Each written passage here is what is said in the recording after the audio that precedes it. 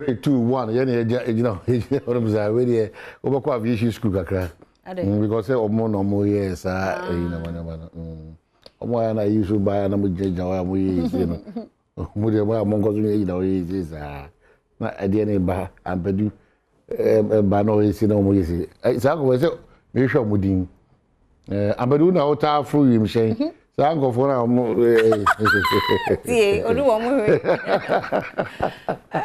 Yamawachi. Ya de nyame ase odede so ache. Favor ni de to so edu nyame adom. Ne homobro ene na doye. Nti oti ase sape na ze onya the ticket to run for the day. Go o ticket na expire. Je de bia no hu de ekoso bia. E de nyame ase your ticket expire still yet ase. Ode ekọ ede ba moje de efusane. Ya gina Kofi Ampede Welbeck ne taban kese so de o kwa akopem se no nkrobebo.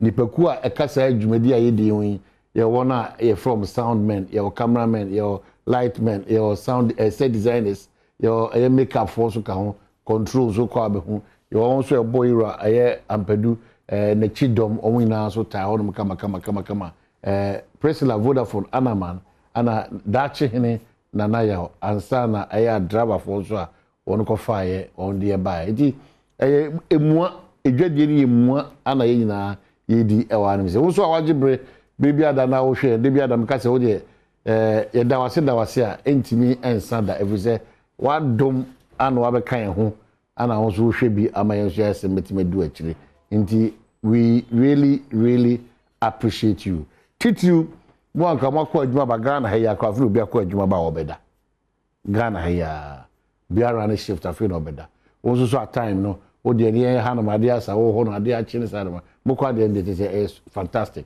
ya damasi wo kwanso ko nti mamenkai ho so this is Badwam on Adom TV multi TV so afia machi ba begidi se bibia na me kweme ko kakra na dia na ha adwense ni bia da me so yi ana me pese ka me sorry ya nanka teacher for 7 you tag for 7 no nanka gbrai na ba for ba o sorry bia no ha ba peja o phone na message a hodo no awo phone ni school phone no na mo sem de bia da mo ma no mbiri mo just se wo de animu a na me ka say asem no se emen wa eyo say ye de twetwa waso ha ebe de wo waso emen wa bia na bakan enye suapon kwan apre no ho apro no ho nyina ho se nko anya bete any fee ne me bi twetwa ye na up till now akora no ye nkire wo ma de matriculation kura ye nye ye as wo masa akofie ohun esa ya na ya na ho se adie bi ese foundation no very important se ekoye dindin na se uti na foundation na emu ye haba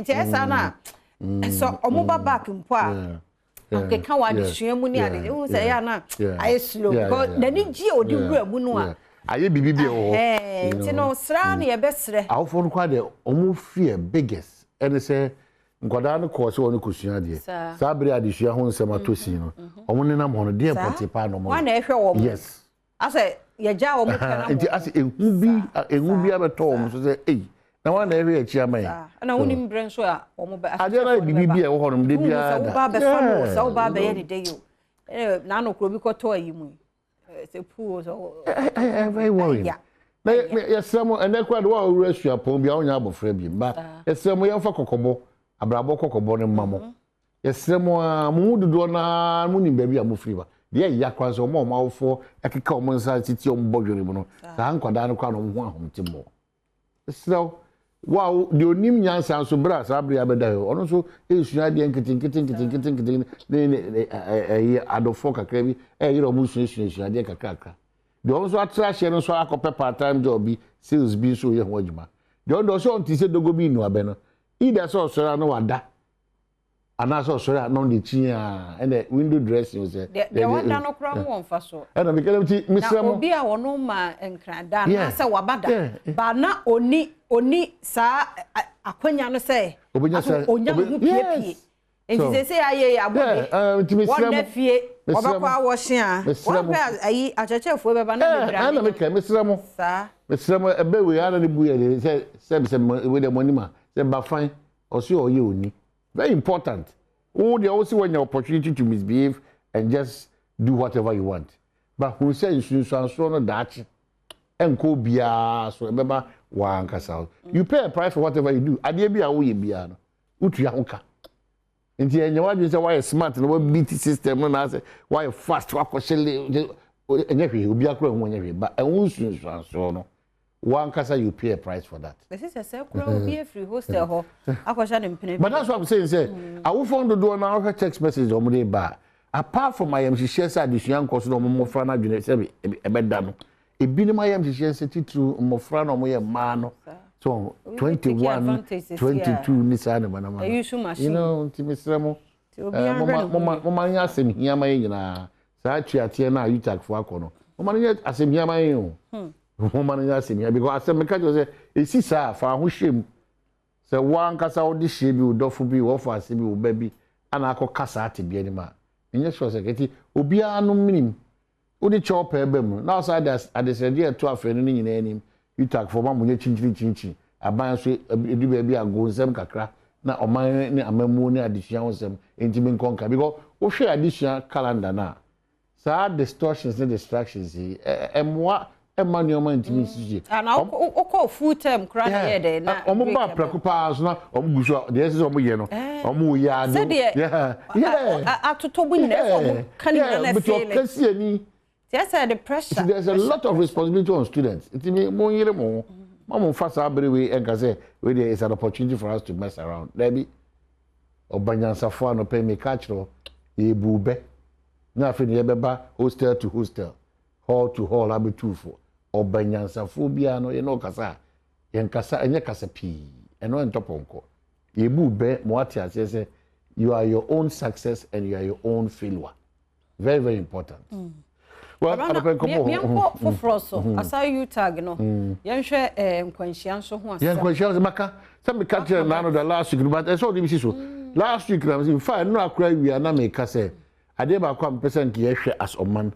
And say on say ya kwantempo no so edwa benkum edwa nifa e wo kwan ho pepe. Ana edi enya so ache. Impedo bo won as edwadifo no na e ko form so de aye say e sha ase no me na ya na me nwanwa no ade ne sha ase no panimfo ne hu e so no mo bo mo ne aguso na enyiri na enyiri won say esu bi a ye wo asoman no ye nyina ye nya ho mfa so ntino ne ka no enye ka ba se e be kan dia na afi ye ni aba ho na ya na ha ne akote ko yes ne ka na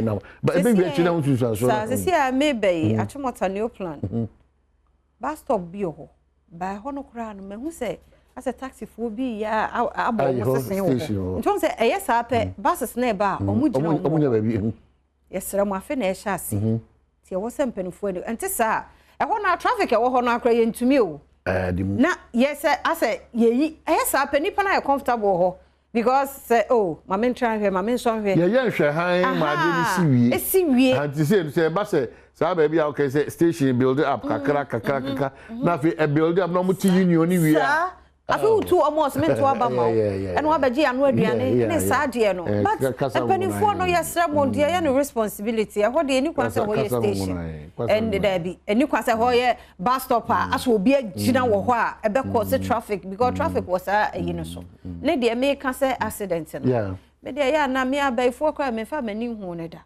abaifo ne hwan ya yan kasa e de me obi abaifo obi a waso de bia kakra wo so ati ase on say eya wo ni mo hyen no wonim se de Ghana so ya kwan ne tie eye nipa dodo na wo de wo mo kɔ by this time ebo wo mo e bia ya ha ne so te kakra ba on say this year na niema sesan so to wo o hyenkani a wonim se wo wabre wonim se wa wo wabre still meko ye nyina ye sanfo so no bi even from maybe a kokomlemle kra mpotu bi a chemota wo kofi o say sometimes wonim se enawia ti imagine what wo kosa long journey no se pass wo ni kum kakra bi a etimi wia ti ada ne ya yanto yebo ye ma dehye e free mu enema na ye bebre enema na ye bebre se because ye de enema bebre di agro ana ye koso di enema bebre di agro ana enema bi a eni ho kwansa esi no ye ma na sisi na ye de akɔhye se de okay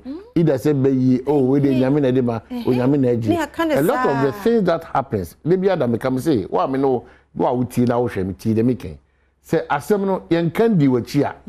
I say contract e yi kwan no. Na odi akofa PR achi ho no na wan budi dan no fengu no. The best contractor Ghana has ever had, and it's our contractor. So our contractor koya do PR mame ho. Na PR mame dan abakwam. No ye ah ho nsem ne bebre. Abese me dan. So ati ase. Enti misrawo agro yen kan di wachi a. Ye kan ni se ni nyina no. Na ye so problem mo fi say e far away from you. E be a problem na si wo ahafo. E si wo go so. Enti wo a wo ti e bia framantem no wo tare say na go so pa ne wo tare de ebe ebe papa. Onim kra. Just for you to know ebe too much. Omo ye hwe ye. Ebe too much because odehie kra wo say okwa aba na adane wo ayam hye. Adenti. Obe fresh hour just 4 hour journey in Ghana here no. Obe fresh na what do he? Na what do he? Na what do he? Na what do he? Because you are not sure say onipa no kwa ba do baby akaso do. Eti esram ye nyina ye kasa no pay nyina ye nyina ye ka ho wasora no pay. You are going to work and you are going to work positively for Mother Ghana and yourself. But these new man kitin ya sound to man a person Ghana fefre yi no. Ye nyina meka we are the change that we are all looking out for. Se me centroni me de no kwedie be madwuma ene pepepe yo. Udwadini no so ode no kwedie be di udwa. Nye se wo hwe benkum no ahwenifa. E mo 350 na de ko 450. O si nyoma mai de. Wow, to no create. Ene mo ye de. Na pa na be ye de. O chutu bo. Aso nim say free wo. Ah, wow. Wow, ti hona o si nyoma mo ye de. Obi so ti wa na o se ma bidie a short. Obi so ma gas no a short. Na no ye pre ho sa. Ye be kasa sa na be ye bibi. Ti ase ehwe ba ku bi nso a. Road safety force kan ye de say. Se me kunu ye hyenkani. Yesusu ma pressure wo fi. Ukunu ye hyenkani a. Yesusu ma pressure. E wo se ade e chena no pa no so wo kwa adwuma. De obetimi aya ma ne bia mo anya adwene mo fan na adwendwene bia nto no so no. Eno so ye key. Okay. Say problem na de ate ni kwase because obi wo ho a abna before ba bet na see achi no. Na adwene free kwan no sokora. Se sa asem bi ote ye. Nti na me catch you say ebra e wo mi ye bra se ye hihye ye ho nkran. Sa. Na ye da odoso edi. Nti obi aso anopa o sorry ya. O sorry anopa na ne buafu no. Sa, ne buafu no. O sorry anopa na no ne buafu no. Sa. Untimi nchire mpoti ade ama ne buafu. Sa. Sa nipa no omu hia kasa kire. Omu hia nkomo emu hwam. Especially omo mi nipa ho adwuma no. A doctor for ni a nurse for ni a driver for ni sa hankofu ku bi o a omu die hu adwuma everyday. Ye ntimi mu bo obi di obi a wi ya. Empo a chirechirefo a wo mo school dem mo chira ade. My dear se fie nya. Adwene papa ben wo benya de aba ba chire. Enokre. Enti che so obi a empo ye na ye te he ya ye kase. Babna. Ya na yi komlando ma atem bi a o kan ye. Problem bi pa wate wo wasumu agufo bi den so camera ne de wani mte so onwen wo sen any story bi a wate wo kra ye den nan so ye wadwuma ntia wo so wo ka yes nti obi ahia nkran yeah we need to encourage ourselves we really need to encourage ourselves enye bete kra nti no se ye nyina empanifo ne de wo ho ba se da kwabna aka no me ye me de wo so wo ye wo de aban so ye ne de ne ye de bomu ade ne hawo eno a ye busa Ghana for se economy no hu ne se ya utie se papa ba ko de se wo ja na ho wa hwa wo be kasa be hours no ogina so no wo kasa ye kan obi a ne de mu ye no hu de papa ne exactly ba wo se ne man shada ko be te ase because ono ya he sika ne ya he okay, so therefore we go to Jim quickly. The Ghanaian Times say government committed to Agenda 111. Health Minister Neka saying UTAC 4-week-old strike. Students begin to return home. Oh, and come AD. Ghana Airports Company MD relieved of post. Aviation stakeholders satisfied with Magdan Aviation Facility at KIA. Daily Guide in criminal summons for Canada MP. Sacked KIA boss shocked. And government built 3,602 kilometer routes in 4 years. And what's on a daily guidance. So, Ediaba. The daily graphics say government spends 662.5 million cedis on COVID-19, and Attorney General presents 91 vehicles to agencies. The big one. Ghana card, now e-passport for 44,000 airports. And what's them? And then also the Kolebu Eye Center conducts 6 cornea transplants, and Ghana Airports Company Limited MD's appointment terminated. And what's them? And Ankrata Ediaba. Ekofa Kasieno Yep. Aba. Yamwa kwa Badwam TV Kasia so Badwam die and a brasso sami de bro. Some no near to your be our betting the Public Accounts Committee at Nase. Na one more and the at Foreign Affairs Ministry and him sikabi o matri akobabia ye Jeffrey won some one so betri and ye the moon some no ebeba. Na fe MPP amanyokuo no and they won the atuja set 11 no some no betumi a pass and a simple cry. But yes, yeah, the moon some no so ebeba MPP so one more a share Ghana for binum. 11 who and some dintia. I was a Ghana 42 men no name sembiano pay. Wadaro mamede som woko Facebook/Adom TV Adom Kase yedem live wo Go TV 176 DSTV 280 mi ameso manopay midin afia amankwa tamaklo afia ni die mientie se den nsem ni chiremo ankasa etie Enra Public Accounts Committee etnase na womu share Ministry of Foreign Affairs ebisebisa womu nsemfo ahodo ebi fise Auditor General the report be a by one more treaty sika bi akoba bi asa sika ne ni kun kwan so wo mutua ntia wo hene e mu nsam ni chiremu de koso Adom Kase edeba. Please refer to mission's message number RYM/AC/RE dated 13th June 2016 requesting approval to pay Glencoe Construction Engineering Limited an amount of $60,000 for consultancy services in respect of the construction of a residency for the mission at the diplomatic quarters in Riyadh. I am to convey approval for the mission to engage the services of Glencoe Construction Engineering Limited at the stated cost as requested. Respectful regards. Signed for the Minister for Foreign Affairs and Regional Integration, Humphrey C. Ajongba, Director, Estates and General Services Bureau. Director of Communications, my MPP Amanyoko Yewura ya Obuabia Samoa. Nene yi wodi atu just MPP Amanyoko Mrashebe fie mo modo so panti 11 ombetumi apase. Nenso de enti ama etwentwen na ase nsantwefo nhyiamudie ena panidi nsemi etuja.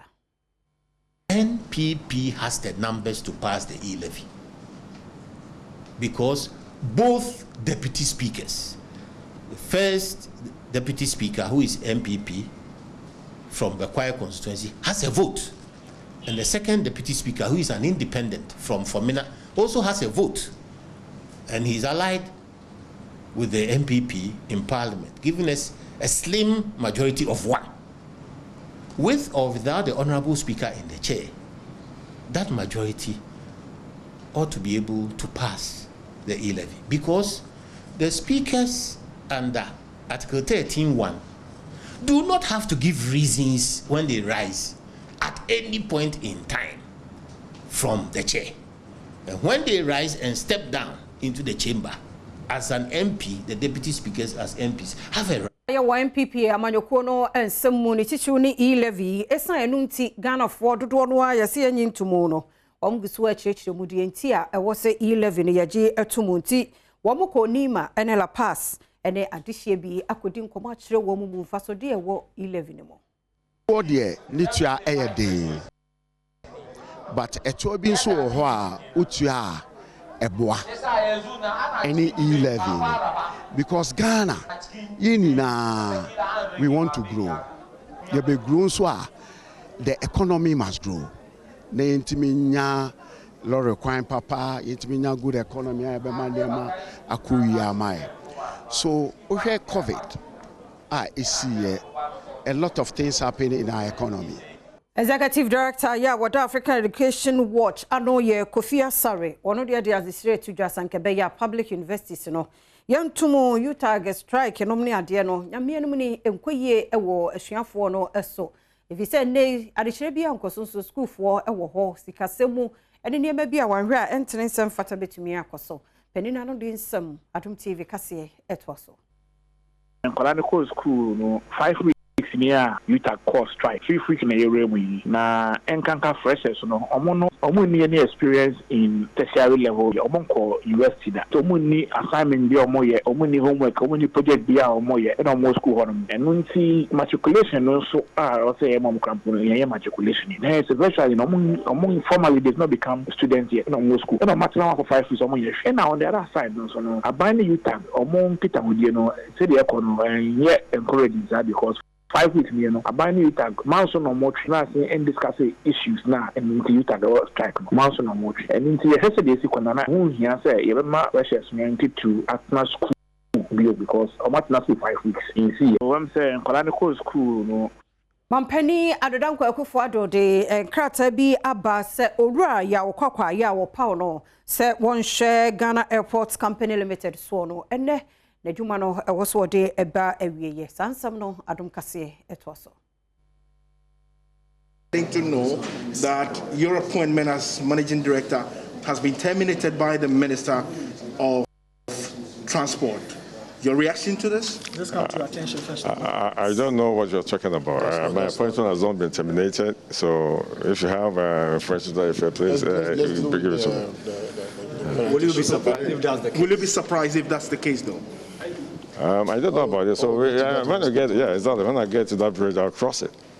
Overlord, yeah, one of the man land, ken kaku aka, our tosomi and san, Eddie Adisene ma bino. Nani so didn't know no bota yes, fango jina biakasie, Wamuba besie wo jomoro, mensinino emu, sasayan tambe 20,000 acres in a day. Was re, abandoning penny funk, want to shokuran 1 year 5,000. Sabe ya, da chinchirima, onson sasin bibeka, na onso diaye wajuma, nana kasaya na Adom TV, etwaso.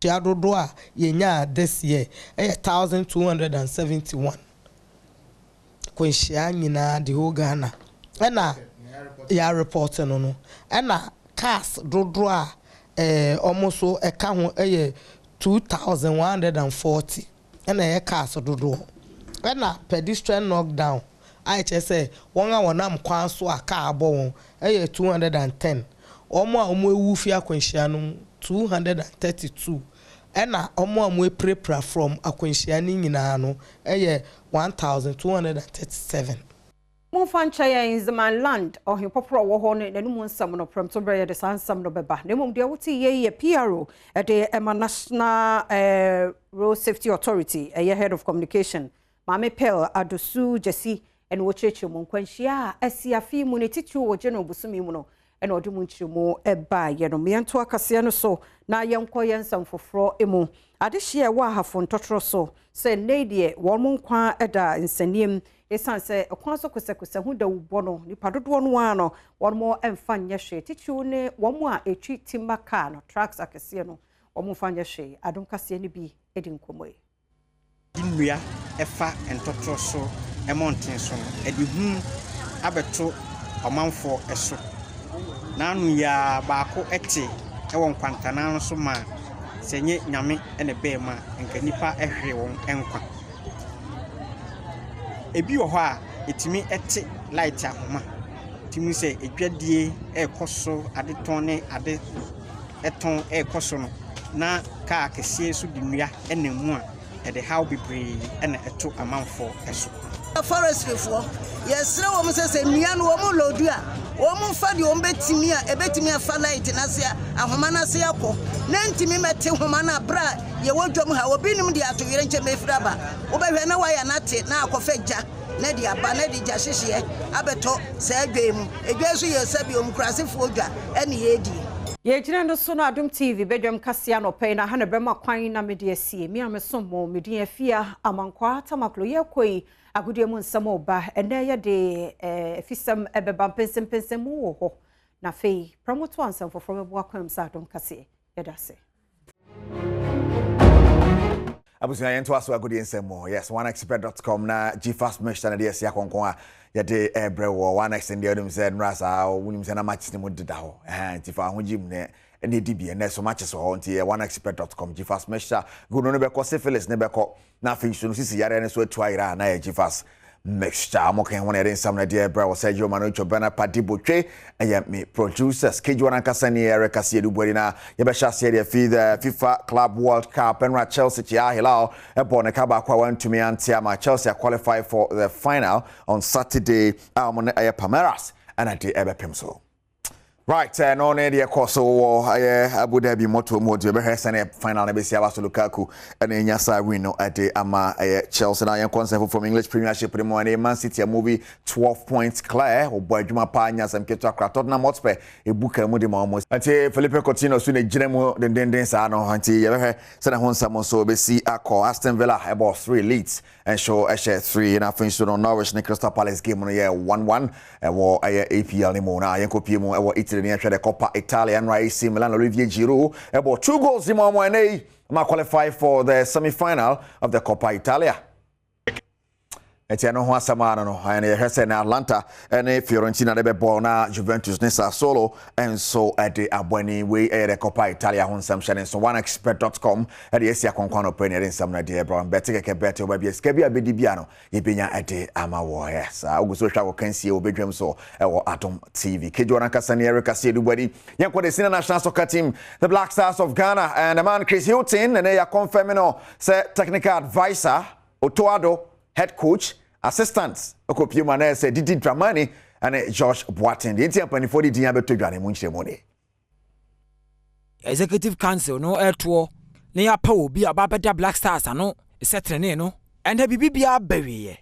If it be a Milovan Rivach, a born and answer to a nifri one, then penny for any abre, so pobio dimu, na Black Stars, Wabadano, near Nigeria game no, Wabuania qualify.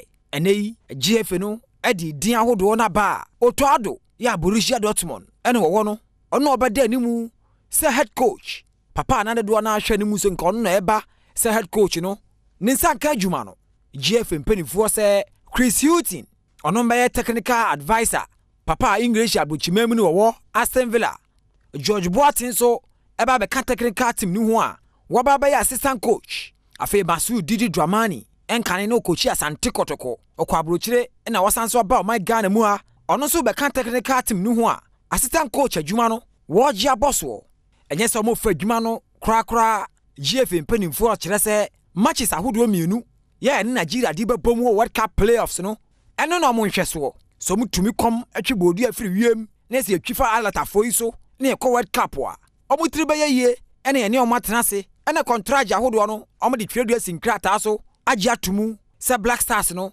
omofa de abombo anya no kwane pani for the buy the executive council asande abetumu se Black Stars management committee ro large cruiser ehim sanso na Samuel Sekufo ene pani for aka no so munchemu ne ifri wono na pani for ene anu nhemu ya Ministry of Youth and Sports ene GF no de kopem so no ministry no share GF ni se management committee de ma Black Stars ena anu wo mko Cameroon no mo modern born nisro enu nam saa nti GF ni ko no mungu management committee ni empa ofofro ena edin fofro na saba GF ni se owura no na vice president edema GF no Mark Ado on na etremu se chairman obi oba be vice chairman no so ayo owura ne tia de Kwesi Agyeman enka ne Black Stars player Samuel Sekufo aye member Kwame Ofosu Banfo eka ho ono so ye member Kwadwede Amoanso eka ho ono so aye member ena ne kwakra mu no papa Kimfaisa Babies ene dia Alhaji Karim Gruza waka ho a wono so aye member ene mpenifo abom din se Black Stars management committee foforo no omo betena dwam ntoto niema na omo na Black Stars nkanko no enyina so. Right, here goes Soka Black Stars and some Kopiemo Parliament and Minority Leader Haruna Idris and no atumu chiremo says I dia babeto dwai momo nkoma mekanchire say no mo ka sa be fan and found no excuse among Goshemra committee the ma Black Stars and our challenge is the Ghanaian people expect the Black Stars to qualify for the World Cup in Qatar this year. That we ask and demand of you, that make sure that the Black Stars qualify for Qatar and perform better than they have done in Cameroon. Now, Speaker, with this, let me once again commend the maker of the statement, at least for giving us an opportunity to be able to discuss this important matter so dear to the hearts of me. All right, majority leader will say Mensa Bonsu, and also so the nano too much remu the ebebwa my Black Stars at Tumpo. Invite some new people into the team, so be it. So, Mr. Speaker, the earlier we acted with some degree of alacrity to save the fortunes of the Black Stars, the better for us. Let me also urge those of them who contributed to the journey to Cameroon not to relent, because we need to continue our support for the team if indeed we want to maintain them, or if we want to call a halt to our participation in World Cup or perhaps tournaments, then we must make that bold decision. Other than that, Mr. Speaker, I believe the time to continue the support of the Black Stars is still on, and we must get our acts together quickly in order not to have another disaster in March. Right, G-Fast mixture. Okay, one of pay yade bro, and me mano ajetum manus ajetum. Tisi ubia atwene draw nyasam keto abema yebema yeja ho nyasa fina anti beka satintin bia na no pay me by osmosis niema ekuni table so nyize no G-Fast mixture one which means a weekend here obi ba na ehu amane G-Fast mixture papa me patwenko the Ghanaian Premier League mo aso folk defending champions niema nkoye Nano Sule Muntari a debut a defeat na Olympics 4 at the moment Sule say no shaking players now and more matriso mumpejo mutim koso bibia be fine second round or more entinsi kwani mu ye. Here to compete with anybody. I'm here to make sure that I do the right thing on the pitch, and I make sure that I'm ready to help my teammates, and also what I've learned outside to be able to put together, and so that we'll be a strong team. Yeah, that's it. Very humble. I want us to focus on things that is necessary in our own home. We're not going to look outside other teams. We need to know we are playing for Hasselfolk, and Hasselfolk is a big team that everybody would love to play. And yes, that's it. I am not. Sulali Muntari. Now the name to Jasano. I was Yama, Miako Kotoko, and so and some Kaka, Nano, yet Chomo Momoka. I am Mino Timo Bako, I mean, Sharks, yes, Edmund. Sharks was worried. Mario Cra relegation, there's the room, no money at the other. But Cobbler say head coach, I mean, Sharks, no shaking, the Omaye Kotoko, no, I want vampires on bit me a colleague anymore. Actually, league leaders, as Anticotoko, a chomo Camino, Yamuti Mubakono, a Camia say Elmina Sharks. Omanya hoden fofra Ghana Premier League numu ombachi teams ahodo no aburo coach enche ye paw ne so meda bobuko na no kobena misa ono team rantie ni mu a atante kotoko omu gina omo na aso no omo kire omo bubu omo apre ensemo akobena misa e kan se achia na muye uri oni kire atwede no so a omo ne dase a omo se kan dunsia no mukita aba no dubako wo kire se wo bedane ne amani na relegation die enya de Elmina Sharks ebekobie aka match baako na first round na bawiye na se yehye second round na se a Elmina Sharks ebefa ntuma pafura na ye ka teams on beko relegation a ye nka omo nka ho. Everything is possible. Everything is possible because we all started from day one and some have got 30, 29. So who knows, that will also be coming. But I believe with hard work and a little determination, some kind of motivation, we can get there. Kobena misade to joy head coach at the Elmina Sharks. Ebe hesene ebe si akọ enso horomo. Yenyina so na yemfansie. Ai G-Fast mixture papa G-Fast mixture de medical kan ho asama che ose Felix Beko go no beko na munya rankete gete no away cross enso na ma osisi yare ne so to man white na beko a G-Fast mixture oneexpert.com betting companies ni mu na tell no the obetwa bia abedi twaketo abi wedi ne bafu eno ne sanete oneexpert.com Sergio Manucho bana paribo twa me producers image where na share matade na no pai kai say what the nankasa beka keji wane ho Erica Siedu Boadine. Good morning, Mama Sanchi Abia Sashia. Ghana nkomo so me no hye me ma achi bio make I say achi anso emu ye very very important abebu e de hye hu nkra na etimi work towards it a bibia betimi akokama etimi e de amaya anopa mi nsem no nsem ba akoma yensa e be ka ho na se biri omu nko ade a e betimi edi sa nkomo no me di kan and Ministry of Roads me no ma se wo kwanso nkoso kra na fe our regional minister George Boache nkomodi akoso kama ne mabu na wo hono ma onyame ya adoma ahafo kwan no enche bia no ho asem no afi de ebewie pe na nkurimdia ye nyina de nti wo ahafo na wo hwe me de a me shellbo based on nkomo akoso enrada on krakodio man me say ema nkranhye bibie di adanse se ahafo akwan no ade a Ministry of Roads ebetiasi so na afi omatime di djuma na ama yen a mfuturo high wo emiamia wodo nyina especially ahafo ye tutu ye stores mu na afi challenges ahodo sa baba ho nyina no yen ahafo ene ya tedene enche bia yakwan no bibia be koso me da se the road minister na me da se the so ama George Boache ahafo regional minister Mensin Krachi also TV North wo all the MPs, Collins Dowda, Eric Opoku, Almighty Frida, Prempe, Anuachiso, Dr. Benjamin, Bano, and Afe, Bobi, Muina, Damaso Kwanso, war in Puntu Sunkwa, Modeba, Afumemu. And then my man Carl said, Yawada, and then a Kobi DSC or Moses say, levy home commono, Adea, Omuti, Omoa, and Tiasia.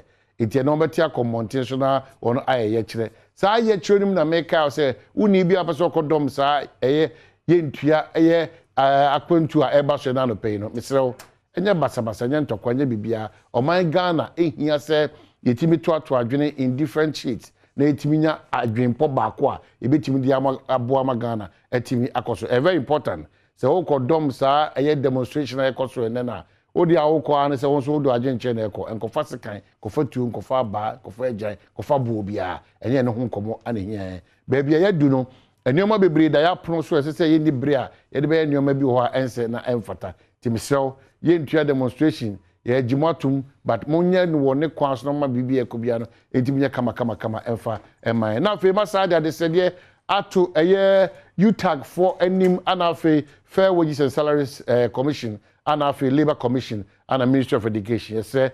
Ye offer sinom ye nananom ye adehyenom.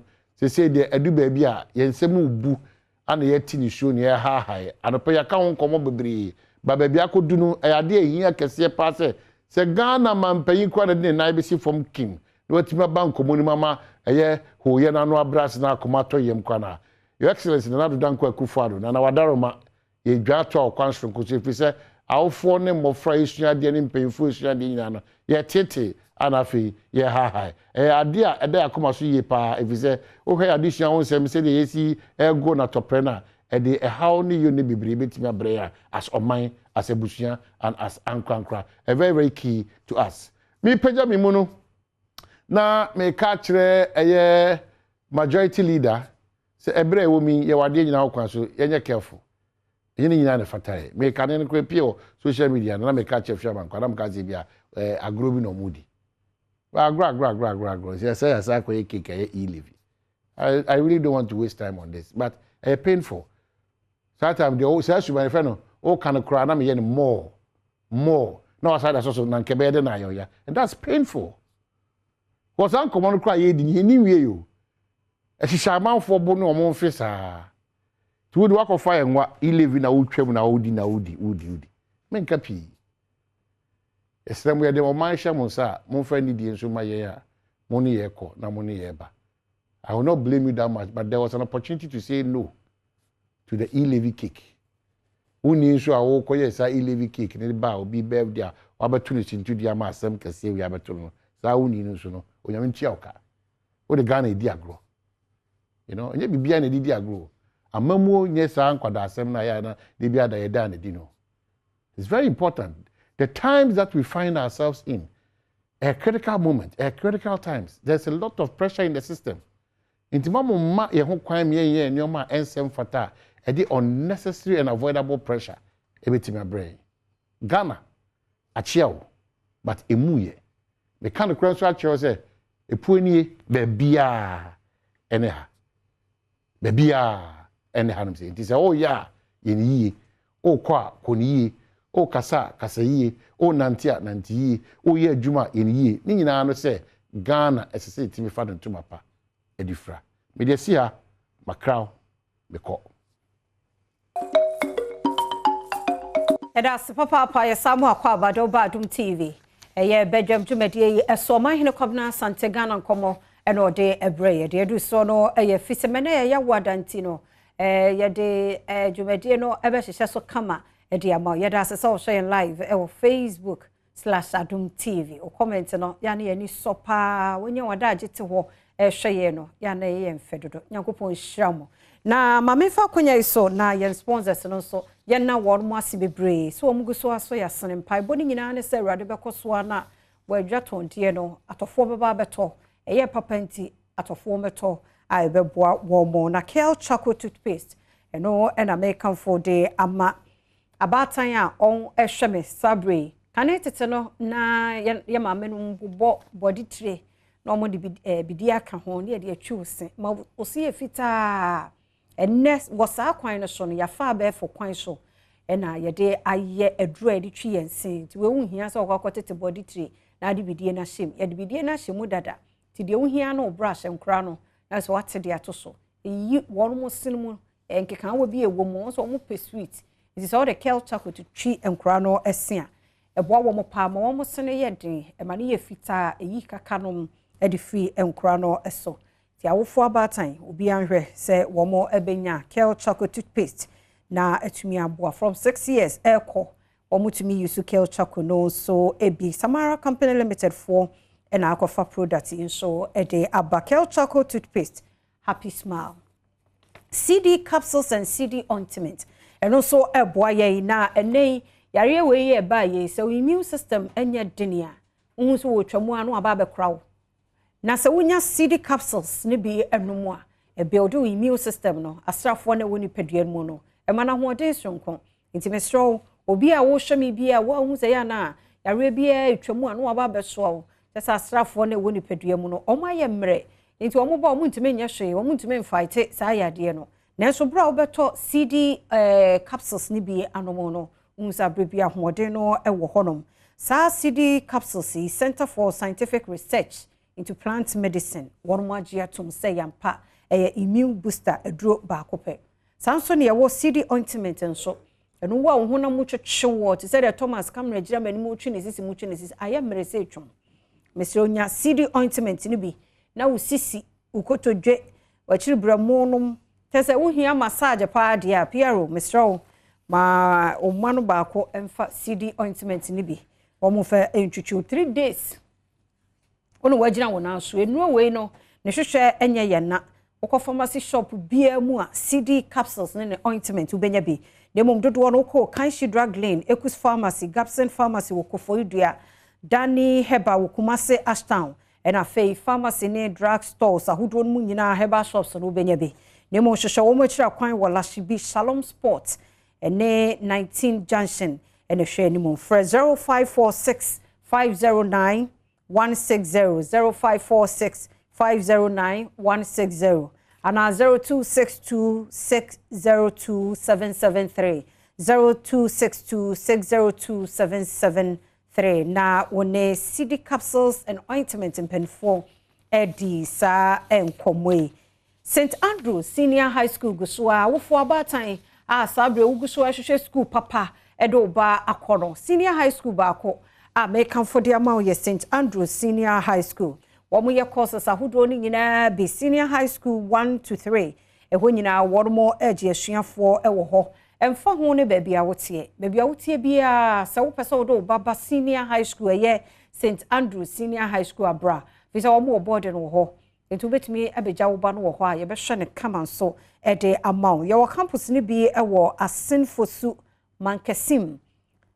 Dunkwa wonofe ni wodu biase ena fe sehui asanwe so eho nyina St Andrew Senior High School no ebi wo ho ebi ade makan echi open chiremu bia for 0244696911 0244696911 and 0207891004 0207891004 7891004 na wone St Andrew Senior High School penifon so ND enkomo. Grace Gift Herbal Clinic. Grace Gift Herbal Clinic and so any American for the amount na no da ye ni hia ye.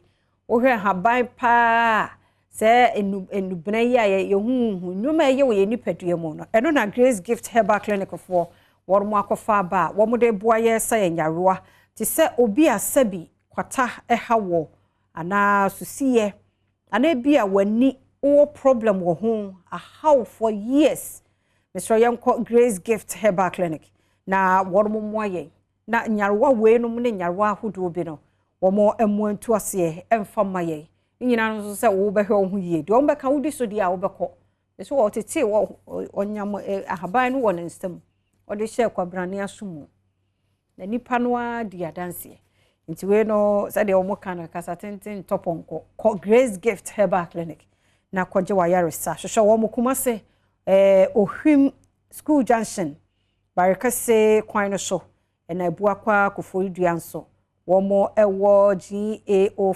fuel station Accra so wo mo wa Chimota petroleum ene Family Life International School no na ehwe animum for 0244 126 123 0244 126 123 and 0246 518 003 0246 518 003 Grace Gift Herbal Clinic na one wormo edi enkomo Franco Trading Enterprise e ban mobile phones ene ho akade electronics bia dia eye Franco Trading Enterprise also phones papa fie nyame ya dom bosome wei eye odo bosome itichu edadwoada no ene Evals Day no na Franco say de ono so betimi aye dia magana chiri ne benchayefo ne client pa ne say o betetene niema no biso na so watumi atobie nti free Monday no 7th no ede kwa akosi 20th February no waye ne sese obeto iPhone bia Samsung Nokia smart TVs a range from 32 to 55 inches and say tabletop fridges and say Franco air conditions 1.5 2.0 2.5 na or teso edi amount mobile phones no ho akade bia ne brand bia no yatete sane ma no so from 7th to 20th February ya make say nti duada edikosi 20th February bibia obeto e Franco Trading Enterprise no woteto so de ama wono so de ode be mawo se ne dofo e Vals Day ya na bosome we odobosome mu no eno no Franco Trading Enterprise shop BM ukoko no masanhye we e koso frɛ 0246 422 338 0246 422 338 and 0555 939311 0555 939311 Franco Trading Enterprise obo rubber bia obenya bi still phone papa na himfie no ho nemum ura mu aya hwe se no smarts no so obehye niwa ko yada mo ase papa wono madaromanti e na so nya kwan na utie yen na wo hwe yen wo mafie mu wo offices and afei mo kai mo fi se wo wuntwi ka ne de me sure so wo live wo Facebook na me share mo medi de afia amankwa tamaklo na Priscilla de yedu so no na chese mame nkomra ne ba e beto yen komo iso Era say papa ya samu akwa babie me Adom TV afisam bre na me de bro medi de afia amankwa tamaklo na ene ya wada wonim de ya wada nso yetumi ye ma no ye fe emebro adwene ne ntiase so ye kire okwan abefa so ahosiesie mu bibia mu na Priscilla Naman Fashion 101 baby ode ye na wura ye na ya natural hair no ye sere natural ye say edin pa ntumi nya wani na ho na wa wo so wo ye ne de enne nkomo de komma wo ene wa mbo ya pemia o pese wo ye natural aha ekwan a obefa so no style ebi mu natural e kire ha nyina abobo mefe aye abobo nchire wa basa ayana aye style bi ba na wo hwe Fashion 101 a bu se obe yo natural na ye natural hu se enwi na kasa wetiri nwi so atiase enti me enko hwe Fashion 101 na yemra ye wie pe meje feedback ma hwe later on se wo so uye bia de ama otiri nwi no aye enti Fashion 101 ene to aso Ubeshia manu mountain so na ya na ube home na wo natural hair no. What na mountain so kama ene all fashion one on media. So yan come to chenu ye busa say uti wi na natural hair no wonim kwan abefa so be krani ya na. Empo no nim the type of hair wo de no. Medin eno ho siesie hima Presla anaman. You make up into the Grace Beauty Palo ene ye man.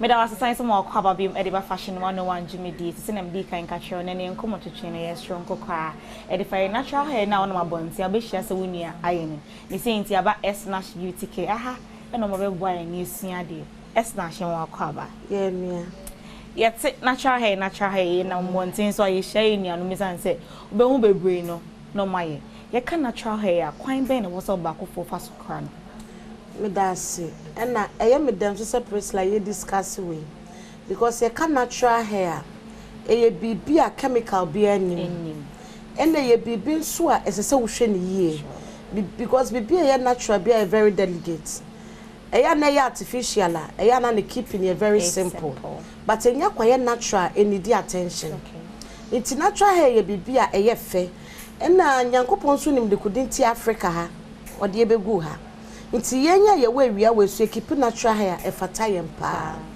ba se ne ye kura no ho na asem no en hon community ne ya be ye ka natural hair se ne be kita natural hair ni se ne be ma ye natural hair na ya akono because them say ye share natural hair ase ankofo beti ase omo sha ase so mo ye no metimi aka se 10 years etwem sure na bibi ne mai bi mo call natural hair enu ti adwiri na ye de kura natural hair no aye different obi hwe na ne tinwi onya damage osema me kwa natural na me ho ntome enya ahoto ne wom wo sha ase na wo hu damage wo wutiri mu ebia creams no any dryer na ye waves na air damage yeti no wonye free hydroquinone peroxide ne dryer ni mu a enu nkyere wo se eye time esese o ma utiri ni attention okay because when you keep natural hair pe one as I say wudi ni two as I say one kasanso ye wo dress na dey keep natural hair wotimi hie bia ye wo fepe o hie bia no abamabu but say ye sha say see akura ni ye e be attractive and na health wise so e be boa ye ma it's an say ye apply chemicals via en fan go say me ha ye ti ni because of a riana ye timu no ya ha na riana no ye den it's ube imagine so ba hye rollers no akwa waves nim eye dryer na yet who say dryer na ye shem na nkasa no anye heat nko a o ye wo heat we weather mo de down dryer no waves wom te say na ebi mu jai microwave ni ne ma use no ti waves na ye jai use no so when ye jai pe it's say o man attention okay it's attention ne say as we do flower on water ebe dry dryer ebewu ewu nso a enye se wo twa to atwene na esi wo basa itunya sha se wo use natural hair na esa attention bam ese tembia keep ni neat oils come ye can oil ben obi se me de coconut oil ni shea butter na emi trim coconut oil ye natural ye process ye shea butter ye natural ye process ye wrong so be use sa na ma we tupe enu two panel enye comfortable say ebetini enu ti na ma ye natural hair nye fe no obi se me de nkuto pe na me de ye mitrim enkuto ne pe no ye process wo de ye otima wotini be tibo okay ebe pipipi ati ye process obi de bibia ka ho obi de chemical bia ka ho na a soften hair no ade amen ne natural hair nkofo abemu bunu no ofo se manya me nkuto makoto coconut oil wo krom me dia mix no obi akosua ho niema waye ne detangler use obi asua ho niema waye no oils use esan say ye TV program tim person me bobo brand sure of course into obi any oil a we process it down use sa oil so that it will soften the hair because before bibi a watchro will say we a soften hair we ye say unya natural hair as say we use niema ye processing we use shea butter and the beauty will not come out and wetin na natural hair ni bi mu fe bi mu obi say me pe bibia ye me tinwi mu ni makoto we na debi ye won niema obi asua yes a odi ye e na natural hair no so before ba akoda no se bia wasane obi se mintimi stand up the pain in it because ya etwe pulse na etwe scalp no ununum handling it ni ya beba ho ba na mpese me hu se kwan be mpo na fa se e wo se utumi kra no se bia wo natural hair omoy wauti how often they will say bia wo dey afitum how often they will say wo apply sa wo detangla ya wo kin how often they will say utumi sum na o chichiri ni yie eno na me bound se bia masori ma anope ma sane me tinwi eguso me sane guso me se ya me nunum wa anye ne sesia wo ya ne ochina enye yie wa wo Philippine wo betimi aweti utinwi no wo weti utinwi na wo oil bi afayem okay wo the oil ni yem a twist wa twist na kese ade achia wotimi the hair band any band of your choice wo the abom kosoro wo the band ni bom afahye utinyi na emeda okon ha nti whilst wo komi wia na wo piaba enu wotimi the support ni nye dendenden so wo natural na obe support ni dendenden dia ebetutu ha nyina wenimu nti so wo kwada no anya ne hwe na ade china fo say handling it will be easy what that down because normally me ka say bibi obe apply wo chin bia no make sure so obe apply na najo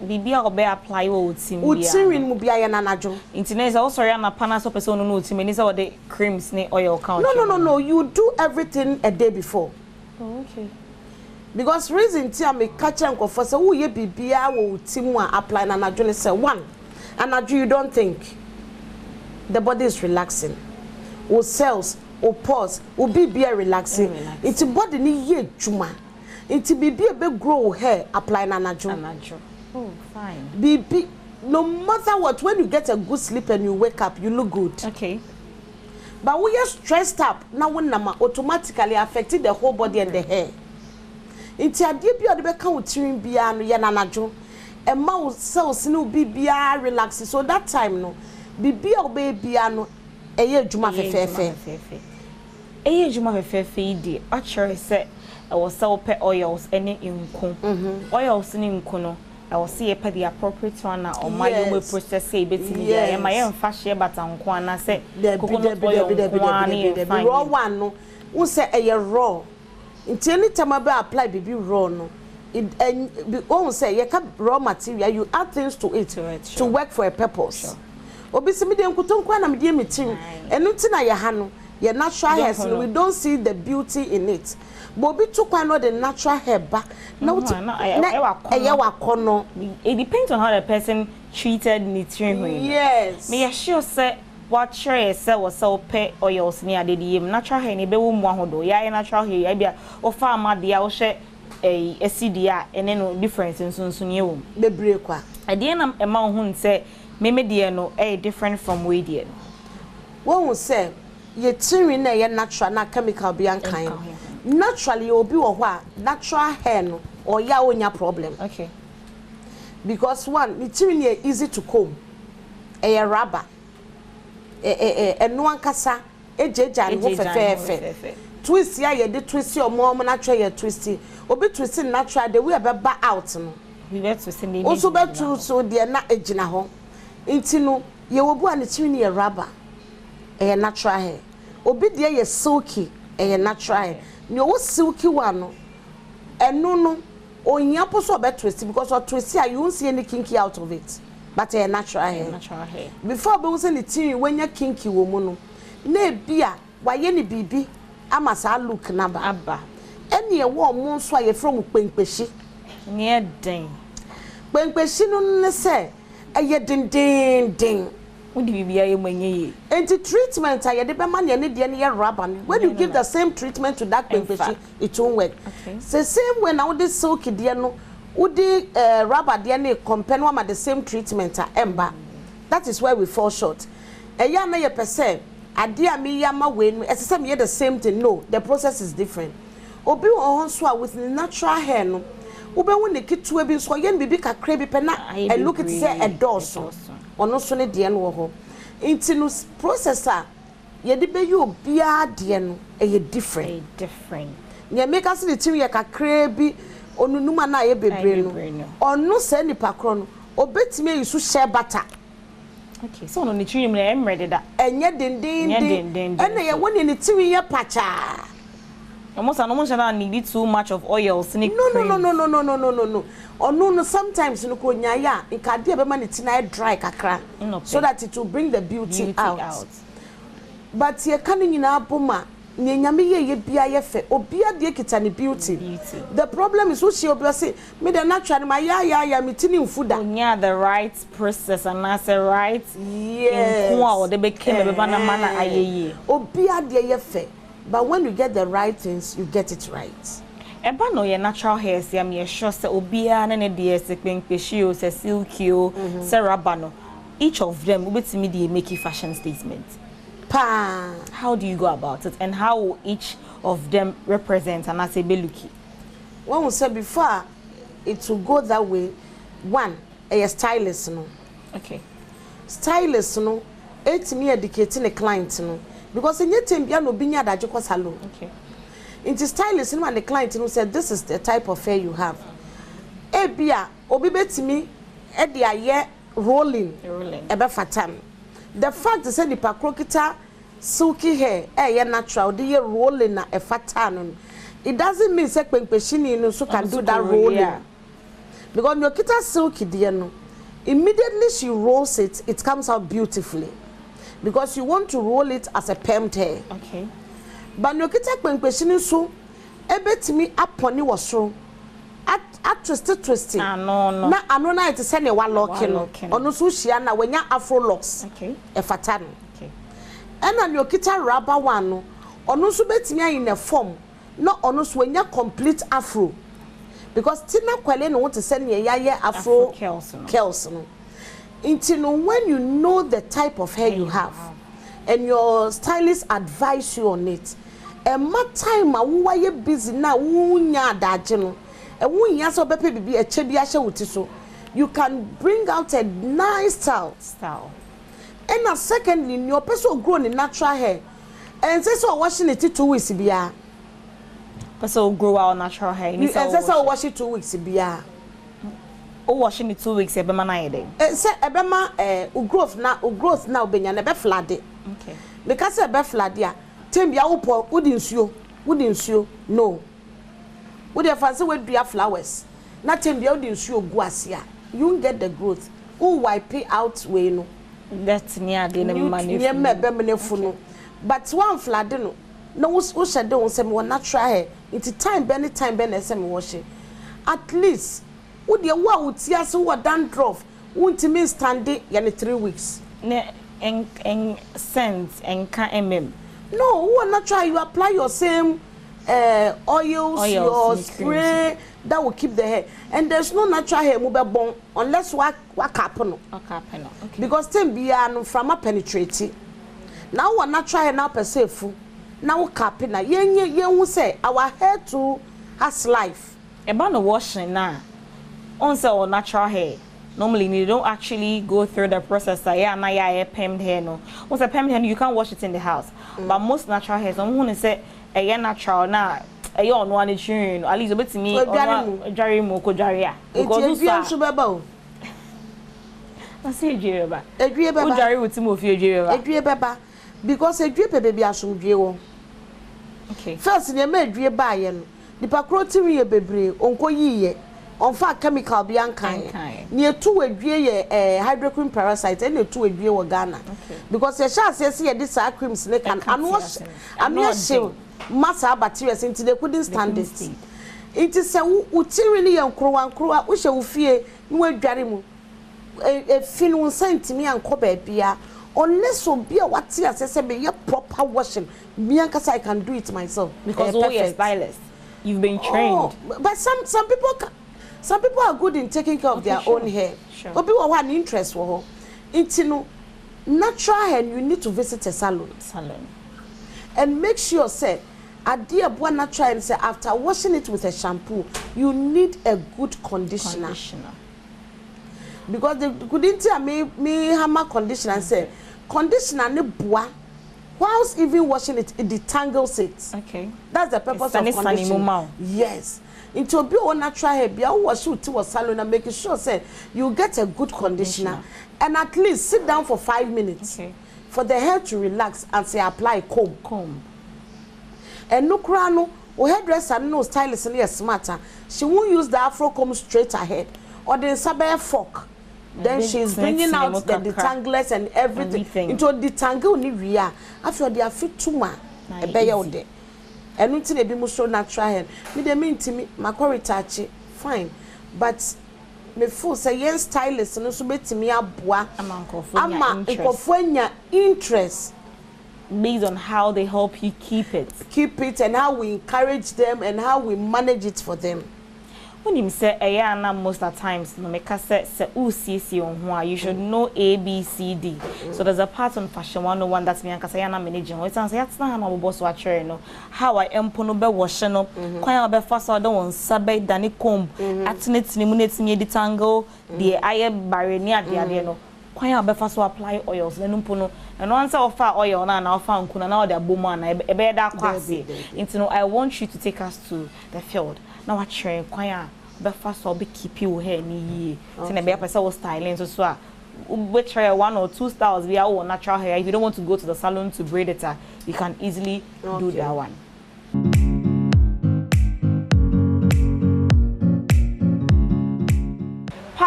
Parts we of fashion 101 so yana me kasa me ankasa manage we san say ha say ne about practicality no aha and na essence say ba say bia woti no natural short longer kwan we na wo say of fast so ne be ya wo wie na wo styling pa abrani abri bia e hia o monten e betumi a hwe nim ni asre san say we di wuti ni nti essence ye hu say ma mete hanom say ye hwe ni tini so ye hu say ne die ase enye bebre short cute fine nti wow room away after the fire fat procedure. Okay, me that's a person. Okay. You want to say a tin with texture. A texture be a obi fu tin so see a material no e mu ye ha. Wash me sani me tia me hu nye me nti no wo texture say because texture say na che so bi a wo tin no enu a enye du enu a enye mre enu so a enye kpenkpeshi nti we enye kpenkpeshi no we enye silky no enye silky na we so enye rubber no okay we ye nwi bia obi o sa texture we bia no wo de ye bibi ye but unfortunately ye wo sa texture we me ka se ye nya me chiri say nete wo de ye bibi kakra bi pe na ye fefefe wo wash wi a enu na me ka se wo wash wi a wo detangler ne hia o conditioner ne be boa into we your condition is fine. Na essence say opeso ye bibi or styling na otimi enunum fefe no fine. Se si anu eya no bi wo natural hair full say me natural hair no say me base ase ehun hia say o base ase base ni kura ni we no because wo de ye ni na kakra bi pe ene kwase Inti esa na wo scalp na ye dry. Ye dry so wunya growth. Oh okay. In some ibusa say natural hair for no one so omu dware omu chinima na so mo hwe mu a uti nkun na eno an say odi afa ani no. Debi. Ese say utimi base uti nase. Okay. Inti say wodi base uti nase dia. Ehọ na growth ni nyina efi beba. Eti ase say yes free ha. Ase. Efu efi ha. Ase. Enti no wash wie say ma wash anti wie. Eno an say wa cream. We nye obi a brand cream. Eye cream a ya mix ya ye de soft na egum. Unse make say untimi use raw shea butter. Sure. Untimi use raw coconut oil. It's where coconut oil shea butter dey soft na so aka. Soft na wo be secret so wo mti enka. Okay. Enti eno an say wo wie a wo fia wankasa bebezi asiese no so ukukọ stylist won so insist say bebezi asie ne ma obezi asie ne wie na se onunum a aha no be hye asie wo se menunum enye den baby because eye easy so wa room wa condition it soft ya pepe mo so nyina deda okay nti na aye dry san because sometimes in so any woman here for to say ye twa obo wasi me pese en so any woman na menunu ma anya me den anya me ya se so any woman bebre so a eno so twetimi ne tete mo nti o ba advice say o wash wie o say o pepemu na nso woni drain enye se ni nyina abekwam na ye dry ne de na ye dry because we say the chiri ni nye dudu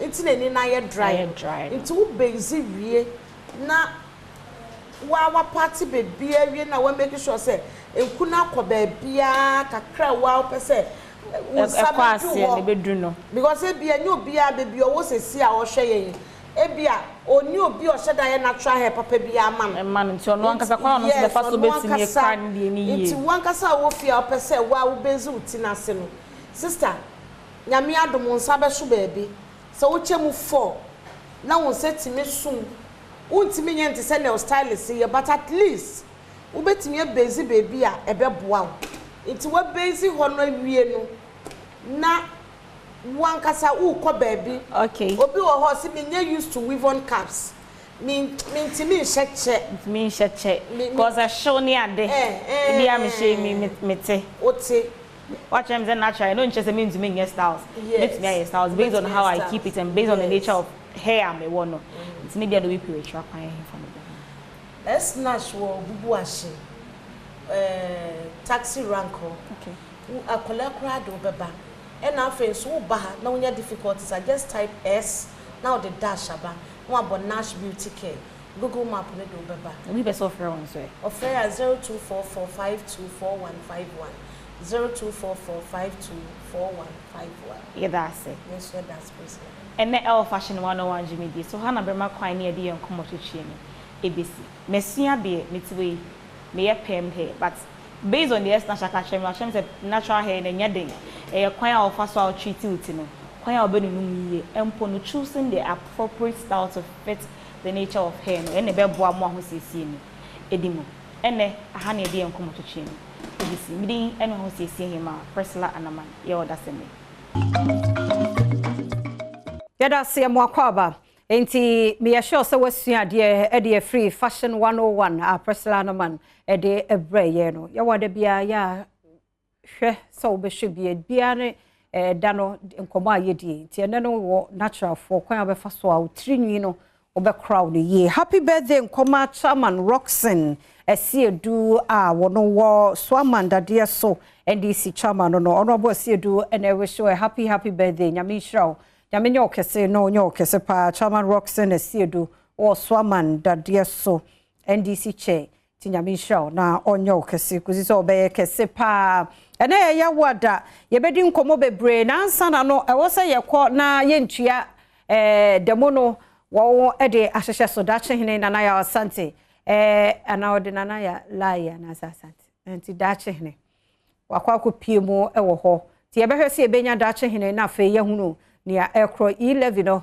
na just NDC ene ekokuo ahodo bi aka wo ho abomu a still wo mo twa ban no adwene ede asiso se 11 ede yempene china na eho demonstration na ya we baso no ye bekọ ho nansa na no me hwe ya pomuden ho nkomo twetwe mo ekakra na de manage Grace Gift Herbal Clinic ho ne se mo evidence base na anu ada Dr. Penine ba betiti mura hye kwabrane asum na de ye no hu se eye adwuma se nuro no yetete so na ye fa ne mafoforo de famu ya natural herbs no eno ana Grace Gift Herbal Clinic for ede ye adwuma nti na mo Dr. Gabriel Samoa ewo ahase na ofakodwo enso ewo ha wo munyina free Grace Gift Herbal Clinic eno mo ne ba bedi nkomo nti na ohwe mani mu hanum a enwura we sugu amre finidi nkra but omo ha de ombebo amena fe ye hu penifo me mo akwaba afi di afi no machia mu nti ma official pa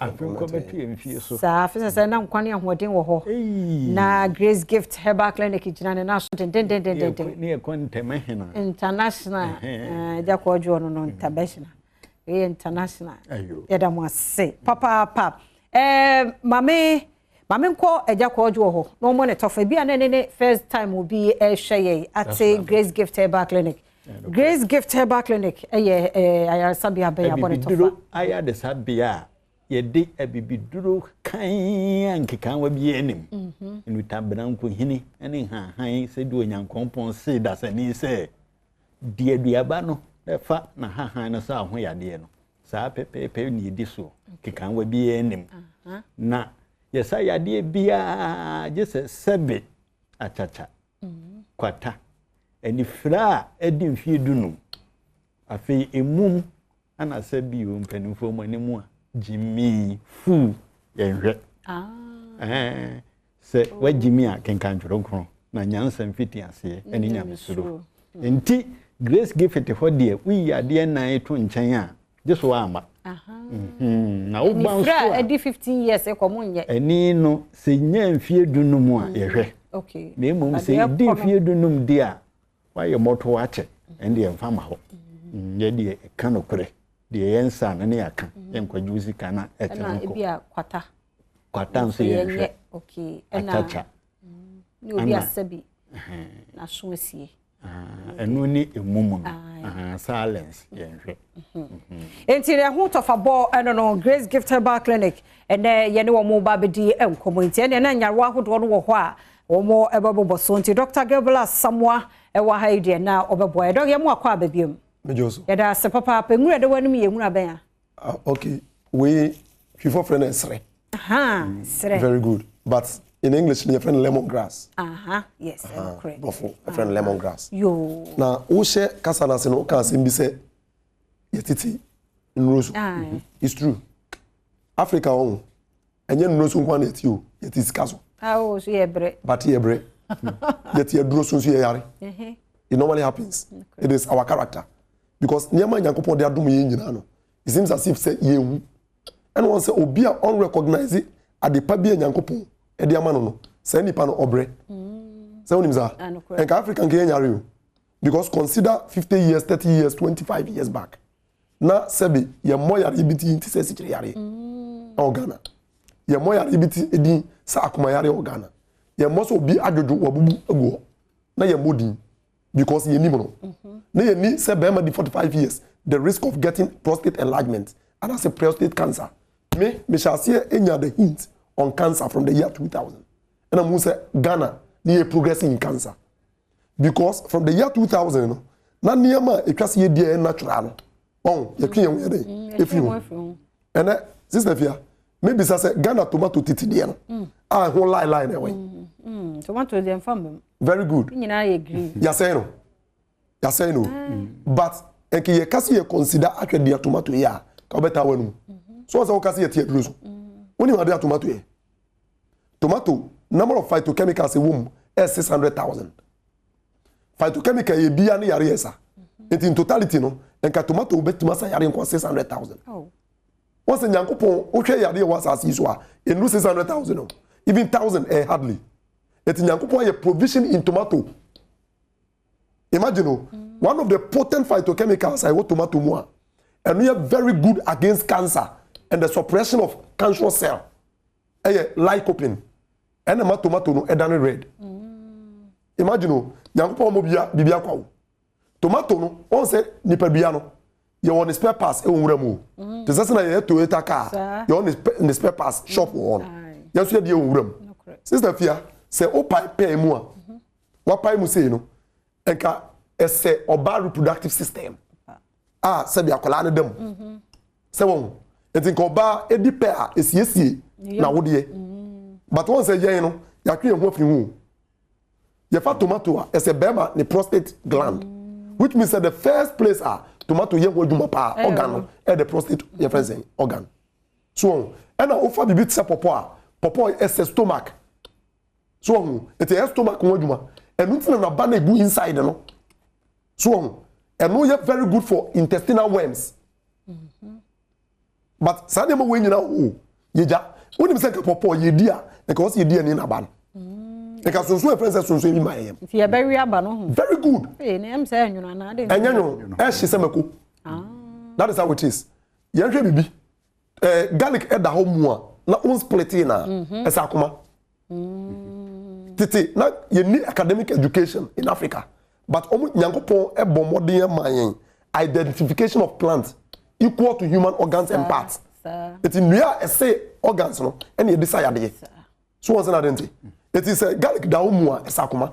It you know bo say wakuma bo peli. Na say utwi garlic na say onoma me ma 3 minutes. Na ejai. But o split garlic na esa say kidney. Samna na okan. So what's another thing? It e ye hoduma complete. Sa de da manimo my friend say lemongrass. Yeah. Okay? E siga na bebre. Bebre. But obi jinso aka ne yem. Ye question rubber. Because onim the uses. So onim the uses. Onim say bamboo. Say mpo de caterpillar in a duribu. Another plant is diuretic. This is na we so diuretic no. Oka tu ni bomu. Say junso ataw. Na say junso entimi ma because when your problem we pampro ana your friend say jane nshira in ketwa no. Very good. Charlotte no. Onim say enka it me push junso person. Esa treaty problem no mo. Sa urine retention e hoduma. But adenti na eti ho na yebre. Me ba cho say uhia sa hebu ya. E ya the sentence say. The sentence no e ya say anka ana tangerine. Eti na friend say lemon grass. Very good because ekita e yeti de adura na malaria. Very good. Unim dentia. Because dentia e malaria duro ana say tea duro ni say e antibiotic.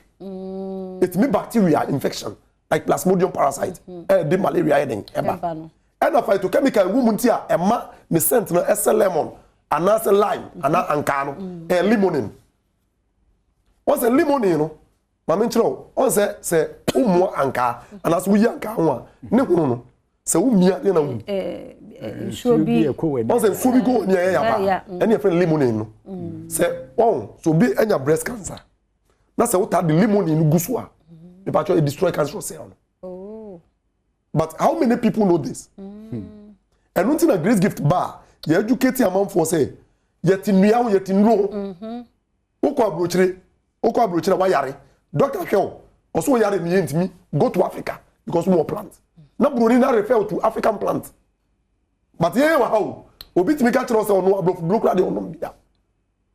E bi no comport me speculations so onuma bro abedru destroy kidney. Me question is say abrechie e sha say so we aban. Na wiase we. Oh, ye nwo ye you. But abrechie we aban no. Me hu say abrechie ananantwie anya kidney problem da. Ana liver problem. Ana nipa no so o ka tell say onuma abedru a e be ma liver problem no. Wo be ko ni fie no. Jene ode aduane di. E de ade.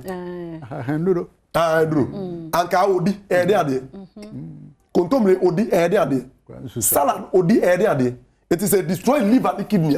The best way is to cause EJI. Sister Efia, opa on yantwe yam from plant medicine and plant stuff. Now what dey? Yam call artificial way. Now you say bit matter. Another experiment.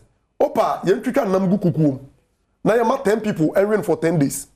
Na yama amanfo nso endi eba food nko for 10 days no eso ye nyom ramonti ni eku di obewu ene di obeja yaresa so this should show you say plant no ekita divine your friends say power sa phytochemicals ni na sefo a e wo plant mu nyina no nyankopon na sheda equity no enya science o enya scientific men and equity actually inside a divine equation and a biom on say nyankopon ka kira Adam say Tromo anu nyina dua bi wasase ani.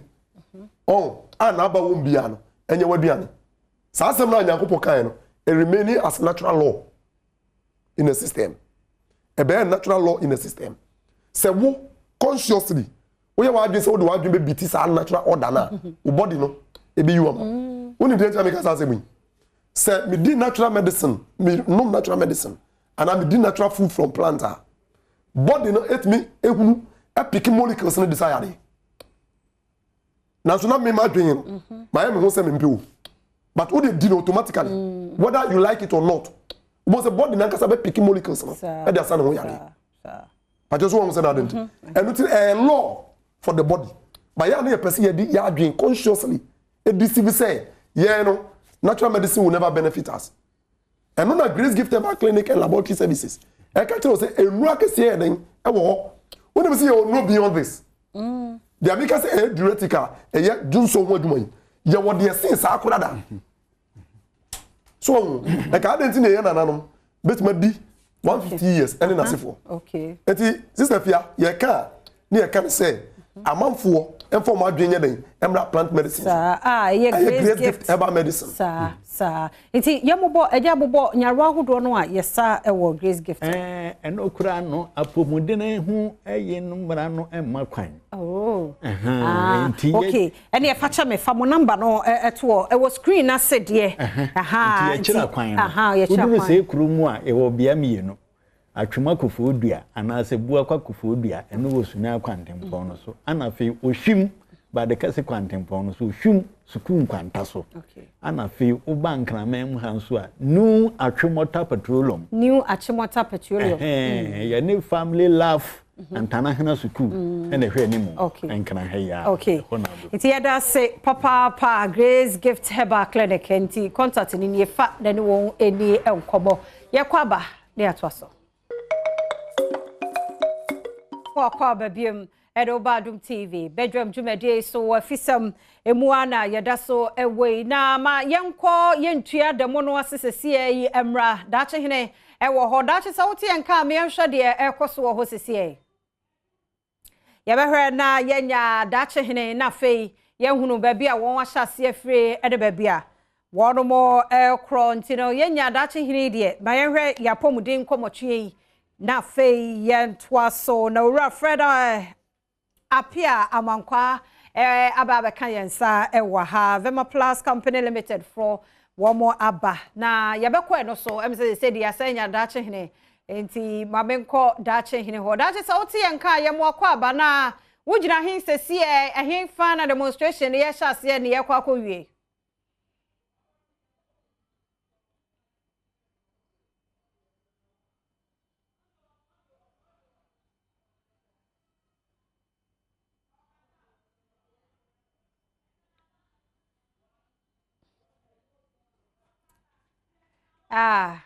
emisa dache nyama adia no enti some no ka say yaba pie mu ewo obra sport no ewo circle in krampomponi mantem ha na yentua demonstration NDC for emabu na ewo mu ene mpanyifo aba se ode ba ba hihye so ha yaba pie mu na no pe na sese nipa no ebia bakakra de yetete ne se omo se nyankopon ya adom ne bo be 9 o'clock ene ombe hyase se omo nante be de mpanyifo aba be pie mu ha yembo money ne ani bi ebi entwetwe enkomo ebe ne zatete chai ono Greater Accra secretary edema NDC amanyoko no ono na mensaka no ha ne ni enhyase ono abo bibia boko nyame adun yade nyankopon de be ma no na Ghana yeshi the demonstration amoye obi enim say based on e-levy abey Mordecai Mayati says the minority in parliament nyade ombegia to mama pass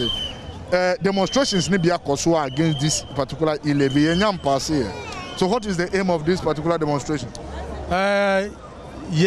Demonstration ma aban hu say ni ekoso wo parliament no enye sabi ye MPs no omo no mo pe na omo pe se mo reject e-levy no parliament no place your representatives and it's a who say o mine no representatives no kiki against bibia o mine ankasa e-levy from day one Ghana for actual margin nana do danko akufo ado no pay so o hwemi ana o tie mi a Dr. Baumia sanopay o hwemi ana so o tie mi a ono ankasa ni party members about 50% of the MPP members nankasa almost e-levy ndi omumpe omuna mukachira obuka no wan hire service ayeye nyina musimuntie service yaye no e kire say 56% of the MPP omankasa si e-levy no omumpe ne so ene kokumase the stronghold of the MPP namunkoye just random interviews e wo hono almost e-levy ni de enya de e baba so abanya ya mani sike bebre chen abambia abagana ye ka abanya sika oman sika oyel sika akoni nsema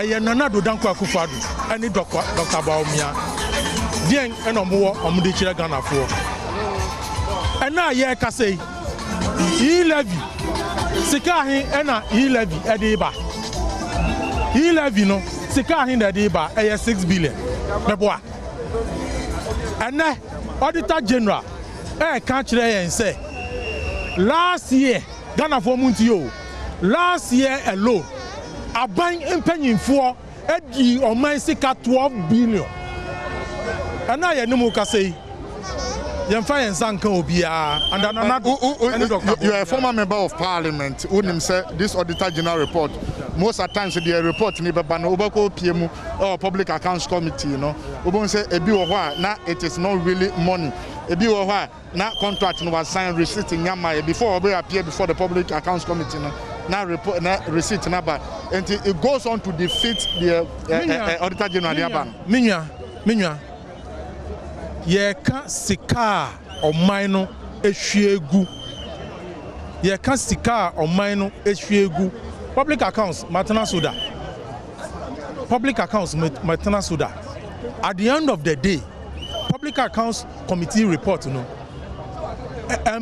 about 99% of findings kronjin what you see enti question now will be sani there emfa honum kura hwe under Mahama tie me under Mahama oman no hwe almost 700 million musi munti bida meboa 700 million o musi munti bida musi Mahama aya kronfo meboa 700 million under Nanado ni first year 12 billion sika omudi year second year 5 billion third year 3 billion and 2021 public auditor general say abano assess sika 12 billion Ghana cedis menwa enti men kan ya wo kan no enti His Excellency Nanado Danko Akufo-Addo wa kire Ghana for say obaye say say obedi enhwammo enye oman no e na oba besumo won say enra ye ba be demonstration no enra say won say omo ye party no omo ye no cake no na eden e levy meboa omo say NDC for e na be mo omo cake no wa asemwe obi kan we kire wa ebe obeji atum mami cho cake na ase cake no e kire say cake no matro 11 no wo so no omo kire say Ghana for ni ebe bia inform hu ni omo pe e na omo beye yaji atum that is really your understanding the child and I because yembo modian some of the demonstrators and also any kono ni yemisa omo say demonstration omo beye omo nti ase porte that was a demonstration we hu dey porte champion bibia boko I can see say free UCC and a buy sure this particular demonstration also baby dey na oti dey na ka kire won tia na wa demonstration senior yen na ye hu ma okodo o ma na emu and mentna ho de me ye school ni nti no mentna ho de me ye school ni nti de ne be hwe kan da ehwe demonstration ya ende NDC fo ya ka bom na Ghana fo ya ka bom ya be ya or demonstration kasia oba solve problems ya ne ha ne den yesha Akufo-Addo ne abano wo pe kwan bi do na wa fado na we wi Ghana fo so wo pe mbra de atayechi so da me mbra no na Ghana fo na NDC fo ka bom de no ye nhwe e ma Akufo-Addo on fa mbra kwa no mfa wi Ghana fo nti 11 ne de onya dia ye be mo abadon de na ochina on nti na ye wa hade okay deputy youth organizer so any common me sand say what does this really be the really case achehne nanaya o na yete nka yentua demo no said omo aba honom no nkono na so omo hyase enamu de akosi bebi ompese wo musie nti no ye homa no mu twitwi nanso de bekoso no kase mu ye de bebro no ye dwumadi ahodo mu pensem mu ye sanya ne biom ye ne beto aso na sade medi kan ye no ora Fred apia mankwa Vema Plus Company Limited for ewo edendua imo ye ne ba bedi enkomo e de afa yam prostate no ene enuro ahodo bia wonmo be me ne yem akwaba nkwa menu aba sister Afia mejeozo yo ye da se papa afishia panso ampa Afia na meshia wo ampa ye bompa ye sa afi we die promises bia no ye be deliver me da se sa ntu hwebo anu wadi so sa ya koye ni na enso de ohwa ye fesronko me da se enfo anu me fam ho ne die makana ne hia nti me da se papa pagana fo ye hwe afifufuro yi mo prostavite capsules ne S drive no said wadwama so little so enmahu afa yentie mu nkomo yo menu aba meda wase bebre na masamachia obiom na masamachia Ghana fo ayehwe misa bre nyina megidi se babia wo bia no ade achi hu de den a ho ye na ho nye kra mpo a wo nkwa wo ade nyina ya bai ye bedi apomuden ho nkomo na yesua bibia afrim na yahwe kwan a yebetumi asayare wa ahodo bia nyame amaye ho ahoden na me no ka say Vema Plus for yenru ewo dwama so no eye miensa pe tedie power eye miensa pe de okra mi ye fe the little capsules na nkofo bo no mra ne si little ye say enum kankan away na enu nti me kai wo say obi be fe the little test anope bi gidi say bia what you say so what you see awi kra no a tafro search kakra bi say na fe twen ma ne wo ho frama kakra amfa so na fe uwia no ahua uhia said obeti ni bia walo wala sado na mom se sent ni nko yi a so wanum nka no enko yi a little capsules ene beje wo na ye ka se enum kankan a bad breath anase halitosis na ye onema hodo bebre ede ba obi aso de enko obi wo hono a ne de no se bio efinitirimu na ma nanum nya nkabone obi wo so ane de no efini mene ase aha se the tonsils no na ma nya nkabone obi wo akura no a de si akire ho no wehu obi efe no calculus obi wo se nema fitafita bia be hihye osi na chi ho utimi kwa de dade timi tu ne yi ne nyina timi bi ode nkabone ede ma obi wo so a diabetes etinimu enu nti ama ne nya nkabone wo nanum ne ma hodo bebre se de ode ani tie bia no Vema Plus for doctor for akunini ya transfer ye hwehwemu eni ahwe se de ba nyina na ye se be ye duro na se duro no se de odi ti bi akoto na onumu a enkabone no ebeko se se amene o kase adanse e ba nyina bi o frame o se doctor mo duro no ehu o se hwe duro no se de tie me de kira o hwe se de tie hwe eye red and white capsules okay ne no mo nye den enti de o sura duro no ne yi odidi wi anu anu mienu obi se o frame man bi frame o se doctor me koto duro no 2 days pe menum ka o se o kasa che na yira na yesu okay abam edro no ye adwuma enti o tie mi kwa na onim se num kankan no etimi tu nyina eto da nuane bia obedie obi wa kra ya o so no mo sa o twa bi enti amane nya o to little capsules o timi de bo won kasa ho ban enti entra ma ho nya num kankan ansa akoto little no woni bobi so na num carbon to bi fa che no ebebo ane pa ene esan so edro ya to di prostavite capsules we dey friend penny prostavite capsules no ya so with saw palmetto advanced formulation edro we edro nwa so say both preventive and curative edro we yetimi di si juice ya de na no kwan ena se aba so dada so a utimi de ye den edisa enti edro we advanced formulation ya ntro ngusu kwa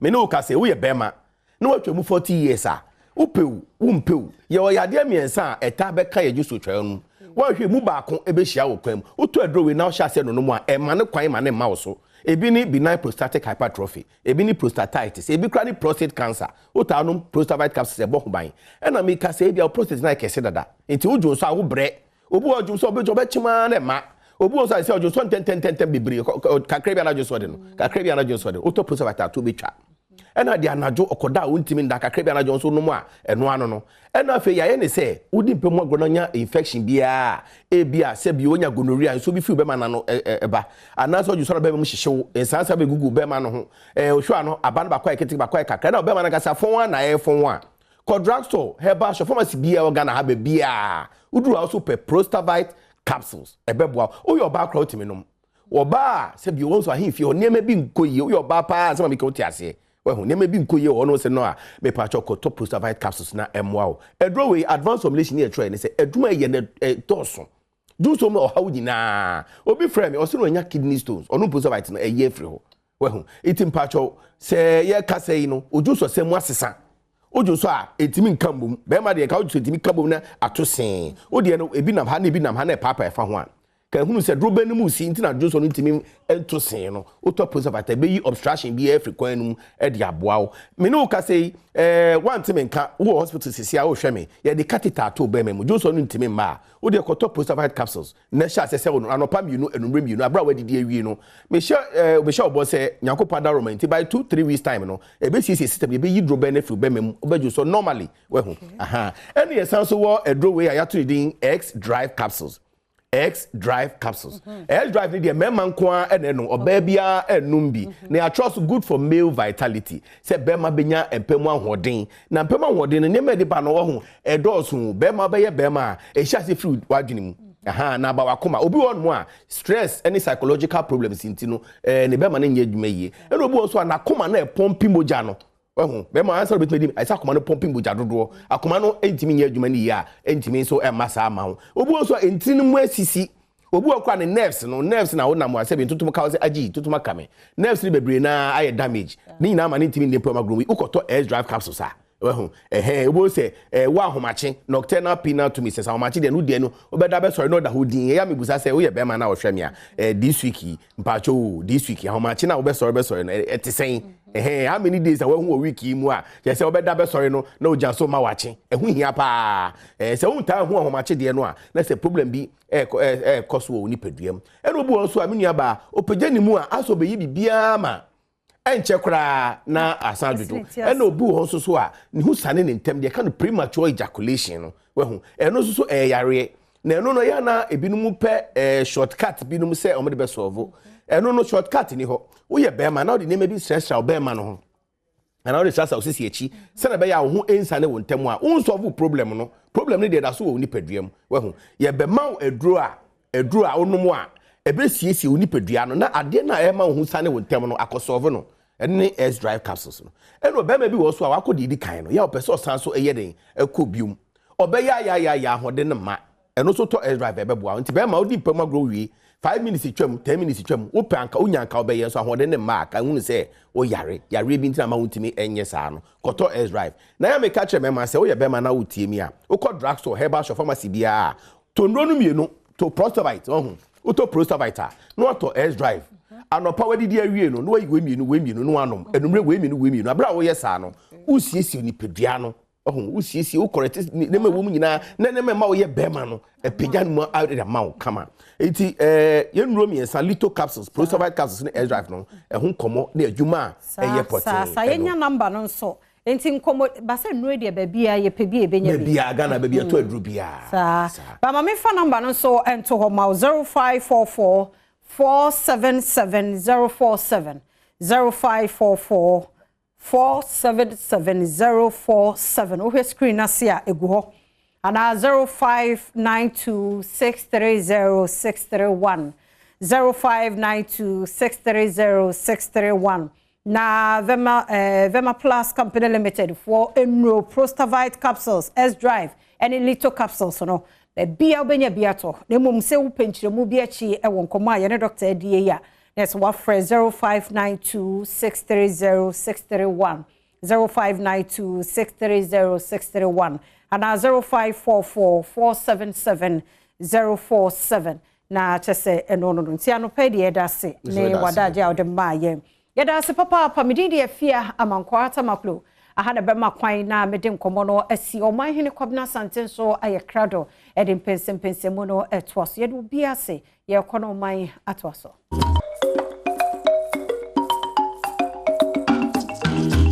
Well, yes, I da muina ma se to en komo so asema menka say hi Badwam on Adom TV multi TV so chose braso se edin pensem no bro quickly my menka say ene yentua demonstration a eye nipaku bi atiegu monte so ye kire no ye de ho nkomo bro enche bia sa na mpanyfo kra so etumi atenase na wono so aboa ya ma ye nkomo ayi bidi wa no bibi atimi akọ enkan kama madin ka da to anim se ye nyina enko so nsre na utak for atuate abro bosome no ye hwani intimi ntu ho na mo na emwa ina it's very important because it's disturbing us. It's very worrying. Inti yemwa kese para bi intimi nko Yanko Obra Sports Circle Dubai na dache hene na ya one de oye dwumadi na nkase si na betiri so awato safre Ghana for no nyina no edwetwe nkomo na na so timi ka Pablo nkomo no yenti kakra especially so say mo minority eno ewo na se bedwefie akasa enyade a ombebuama sade ya passe anti demonstration mu ye yi ehun fa so no senior TBA no say minority native parliament omo ye adwuma no I was say a compliment to our efforts it na yet abonte no to prove to the world say Ghanaian people no happy abiding in them abiding energy now expanded at the town hall meetings no or those 20 years don't die 11 no because the reason why we are out here today is to protest and tell the government and say 11 no you enforce when and you enforce what's now it is to say Mami Misa 11 I think that from the inception of this particular policy no nkofo be na year demonstration ama aban no anyane munti ase say anyade a section of the people no say wo bumpe nti adentina more demonstration are you foreseeing that this demonstration will cause any change? Demonstrations is a manifestation of the anger of the people. Process is starting. Group will be about 10 domus and be protesting. Smaller groups be about in the quest of picketing in Yama. But this is a coalition of concerned Ghanaians. You protest by enough is enough. Yeah, when it has say whatever we are doing today, the necessary results are saying no. Yes, Abeka. We know coalition and as NDC mebunu na demonstration. Yeah, any taking lead no. And a concerned Ghanaians beka and they are forming coalition. It's another a coalition of concerned Ghanaians and they were about Yanma ye protesting. It's security wise arrangement to say if I near Nante if I near the last destination the final destination Parliament. Police for any year, man, she be a the fear safety anoma, yeah, the any air Farisco. They are called away to striking force. They are fat to do. If you do, they are the near Kimbu, Fiti Kimbu, Octagon, Fiti Octagon, AU runabout, not to Parliament House. The final destination Parliament House. Any information in the grapevine, what it be or grapevine, when it comes to this particular demonstration and its own security issue? Oh, so far, you when it has also been but the Boko say, Ubi Biara, or what dream from India, or Baba Fremuno, the Paboniphobia, or to the hope, because we'll be watching out for them. And no, the youth organizer of the NDC, Ono and Oten and Kase. Many other people are also some of the near demonstrators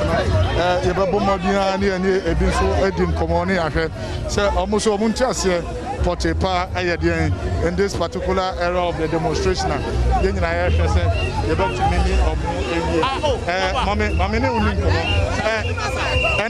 demonstration. I didn't know what you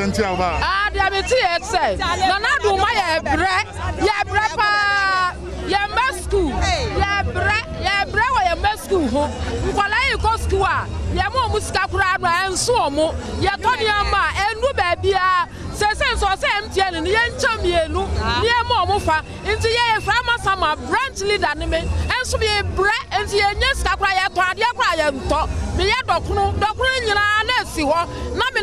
bread and yes, and I do not be one solution near free and the average Bible time in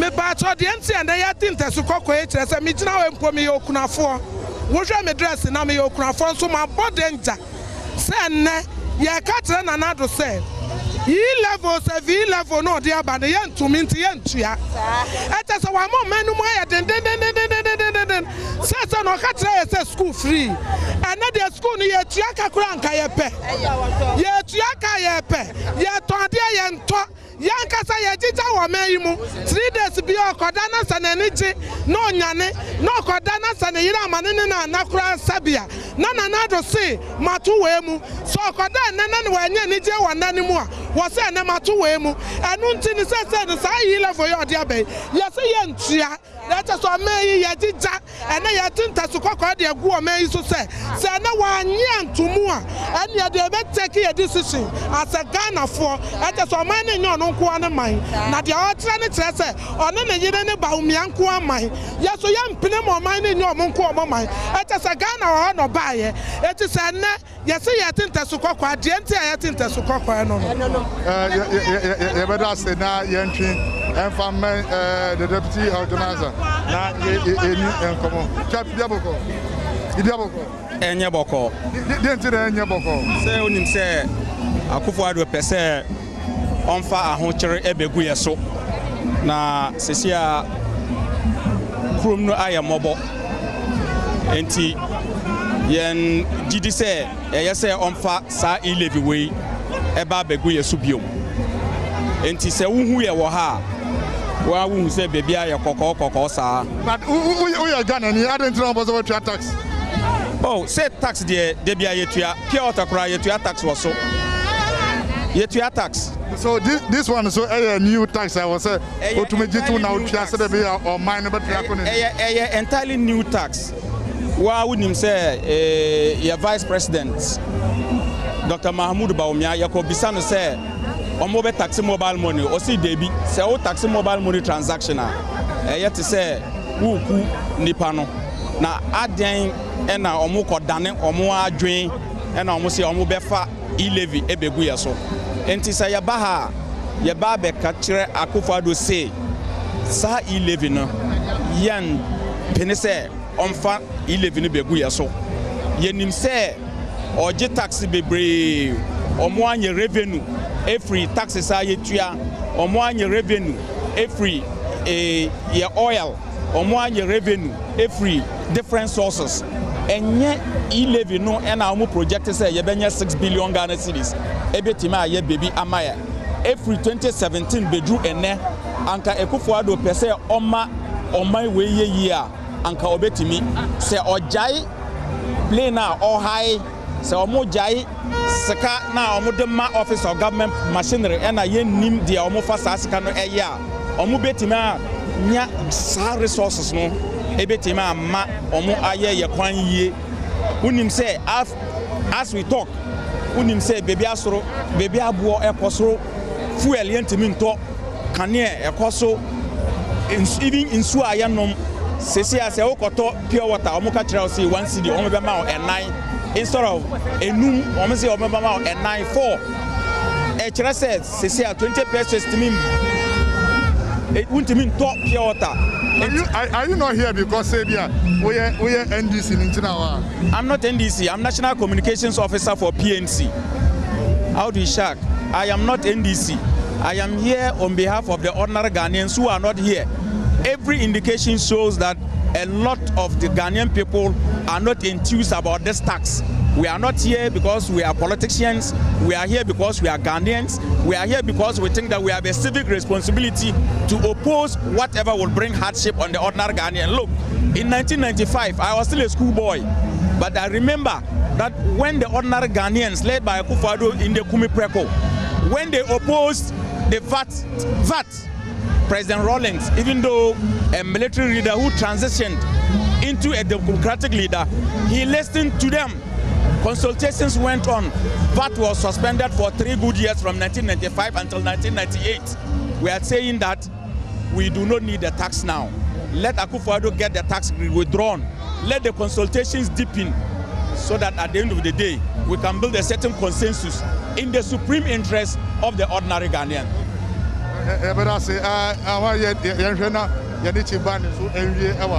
Chief demonstration in the Maka e-levy ya di hu nkomo a nkrofo bebre se muji tu se na se bedwafo no betumi aye dwuma de a why the demonstration yo medawase yenyina ye ni tua se ye de tumi amambra se bedwafo so omunko kan ya semu maye na omunko kan ya semu maye no uhu kanana na the second deputy speaker the first deputy speaker otie konwem no na opeso ya edane ntokwa ena ntokwa ni nyina echi no aban gusua se asodere se odebeba sana tie dia ena ose nipa nyina poi na aban no tumu de Tuzampa onye MPs no wonpe na wode ye ma wo ye na mom nyipa na wodi won anyima onam duti wato abama hon wonpe enti na MPs no wo dam na president Nana Addo Dankwa Akufo-Addo eka ekomi preko oho na wo ye ya nyimpa wo hwe won kwa president Akufo-Addo oye che today no onu pa na ojidi pa wo Ghana ha enti enyim de ebia na maye kanyina nsabi onte but opo ye trenti se Ghana fu poi won dodo na wo ye dam wo ye tre na president Akufo-Addo obakai narakasa ma wa ye in fact akumi prekova te grande ye gudu a ye yusu a odi bi odi bu omana obasisa ni sanu na wa te Ghana fu wo haw wa te Ghana fu won bre Ghana fu bre kroma eshu fu anebu ayedin eko goma wotonaja wonto senkrofo ba no wo be free so a onye sika won fantua omani mu ayedin a enyo obi ma omma capital de fekoye juma na se ma bomboda na menya 500 cities no ye me capital na me de be juma se me diskane mawo onam de me peda wo kohwe gwana midi no na make sure that ndema meton wodi ni nyina mama me send ma pa abanso pedojibi usu di tuenyi pa ne kawa abanso pedojibi na ma menyim nyi de jet season ka wonje hoto na mo mfaso obeba no na woje hoto aban okache na wonyita ko sesia wasu wopede wato one sika woje wo platform ye use no do ma ban mo wodo ye pa anyi de se ohe na se telcos no wonye skapa onu ti na oye damadi a ode to ne bana ena ohe faso a wonya no na ohe no review tax a ode ma hon na onyi won kasa because obi obeye mo obi ano oye telcos no one platform enti se nipa dodo na atum ye na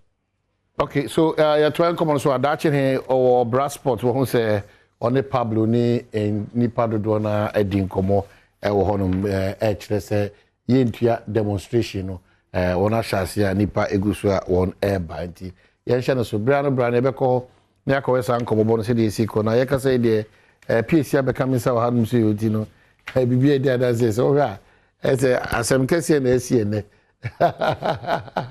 baba mi di mani akwa ahimfie ana afa hye kese bi ani bra ba no eba no na ede na esi yentua na ntina me wa oyentua ho ayinu no you any brabo man maminchia mache the yentua no ho nkomo no ana body kan da na di akire yes ochia me twi kasa uchia me abrofo chia na nka menyeso because me know anything good about this morning bibia ni ho e papa no pe man ya kan soro but enya sa na enya soro sa kra man wo fe bebia o man ye keka kwa ai ne ubia Ghana ubia ni ho beka se oh egua mi di efedi etumpon jese sebi asem kon ni awo kweti kono bi ofa so digua na mo bedi gua pa no kwarima o man hefa na ofa ahodwo enye se nso man ayetim sebi o ye ntua tax asema ye kan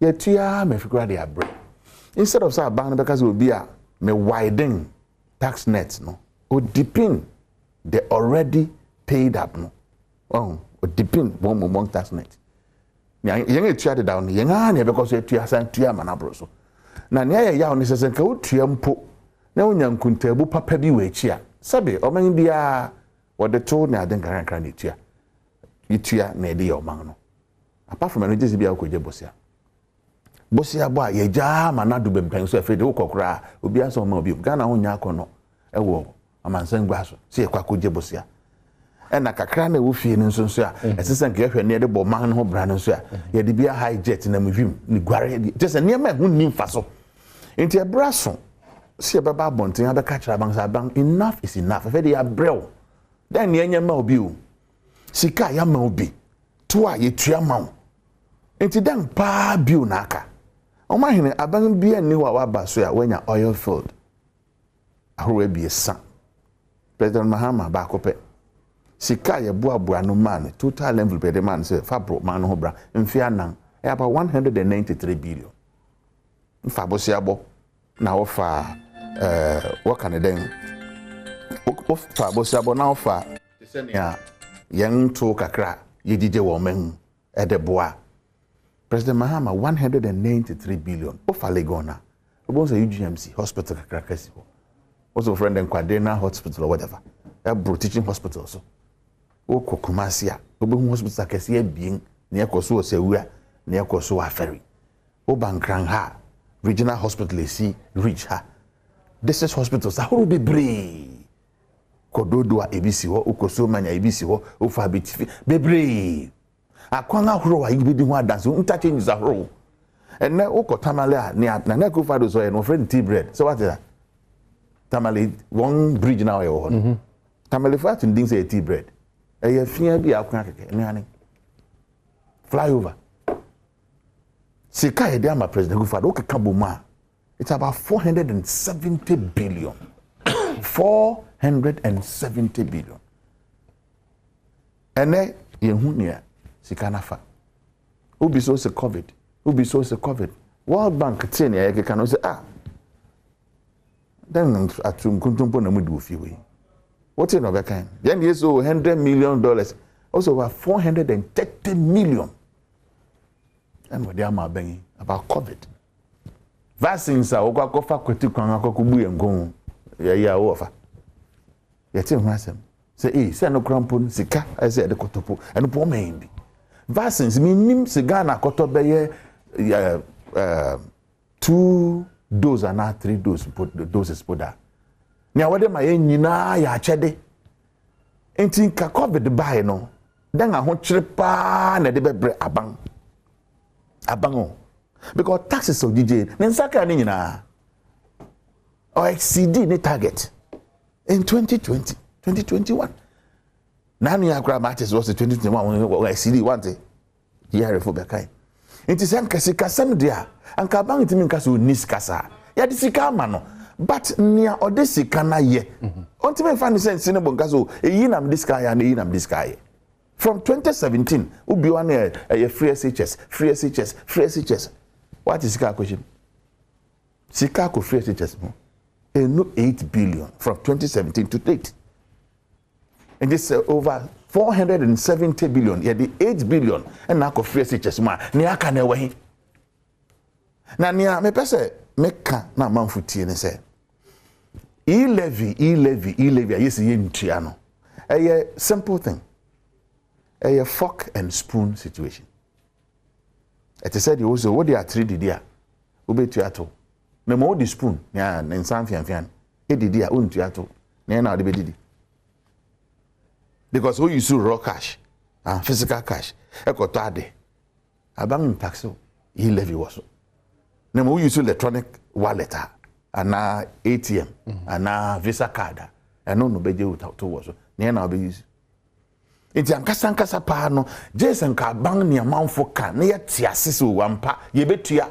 ansa na bang timi de nensese no buso menya 6.9 billion na me guess what ase so amanfo anyo nga dwen so betua abang nensa renka sa projection no because more window be oba betua kuru afa de nansa masesa miska na da me mpaase me kofa na me deko ana menya bra me kwa na me yikakra bi na me deko enti enya de abang betimi de nsese no say chinchin cha menya just a manfo dietum say ye beye na manfo yes ye ntua because sabi nwan akwa didi maya wonya obi ngum 470 billion no enkonta papa ben na ni wote no enkonta wo sirka bi oba ejren fa covid no na wode mask for sanitizer no ne nose mask $100 million na nation $100 million aden mofra ba he no de nose box na kofi nti aban obu man say a ususu sa manfo benya nije no akoso ya yizika wo ba yin so nyese tax na fe kra na de bo wo de taxes ahuru bebre na obete watum na ade no twa wo ntwa aban so se me de wo ye dan a meje to na meje ene petro bu be bia kwa kodu oman ohu be bia baka so hide aban na bo no ho de nkra nti ye mo na baso da nti ne ya ho ne se levy no aban factor ka ne revenue ho de da so onim sa wo hwe budget statement no wa factor ka ho nti ye nya levy no pay ono no projection na ye de ka ho a obenya 105 billion plus menka na nye titia 105 billion and our connect estimate projection for example you can say the expenditure projection 3 line items per ediscane interest payment and amortization statutory payments and compensation sika de betua nyuma ya foka and no krampon sa na ma ebisa pe no and no your obligation about you ka say e bia metwem ho afia na because do obi ka oba beje nti anon de aban ontimi ntwe no ho nkose ba bi so me pa na metua na me pa me ntua sa na ma ho ebisa no kosi na hia nyuma ya fa ketua esa aban tua ma won kosi na hia bosi aya bo ho fentom ene ne aso ense kutua aban ntimi ka say me nkutua ese so kutua kosi na hia get fan no me statutory payments no o de akoje bosi ade daw nti na so nya Ghana de beka so obi a me ja e de ma me ntwa na me fa ko ebi foforo u ja pa your friend restriction mo say o de kutua sa aka no so nti sa na ma bi sa no aban twa no ho fo ba bi a enye ese se kosi na hutia na no no ka say na me bi sa no bo ma e be cost Ghana over 113 billion nti 105 no krenso e be here about 12 billion plus they are so answer but just na me ken what ya nti aban se mo ka chen say levy bansa ani e betimi akogu yem kokoo so levy ama ye nyansu nom levy ama agenda 111 ensi levy ama Ghana mpuntu nkoso levy ama ye ntimi nya kwa mfa so no ye nkontompo because I levy no dey awie de daw I was just 3 line budget items no what dey awie nti enu akikra no aban besa akoje bus no na ya no so there says a president akasa kwati mikaso ye ntimi depending on aid no na ade nti no ese se ye levy na no be boa ma ye nkoje obosia bio e yampa o ma hene o hwe budget na yampa levy ba ye nkoje bosia bio e yampa because abambe kwasa akoje bosia over 30 billion nti amamu no oman e ya hometew na ye je aban ye je no so ye pampa no na ye kazo enye hwe a ye na chinchirima no da chinchirima ene bibi atwa hu ahia ye de akosi awowa akoje bosi adedaw paaka eno nso ye ne etwe dawre wo ho eye sa ejapa royalties mo fresh ko da chima sika ye nkoje medi sabri ti amamu na de Facha, so what's the NDC going to do different?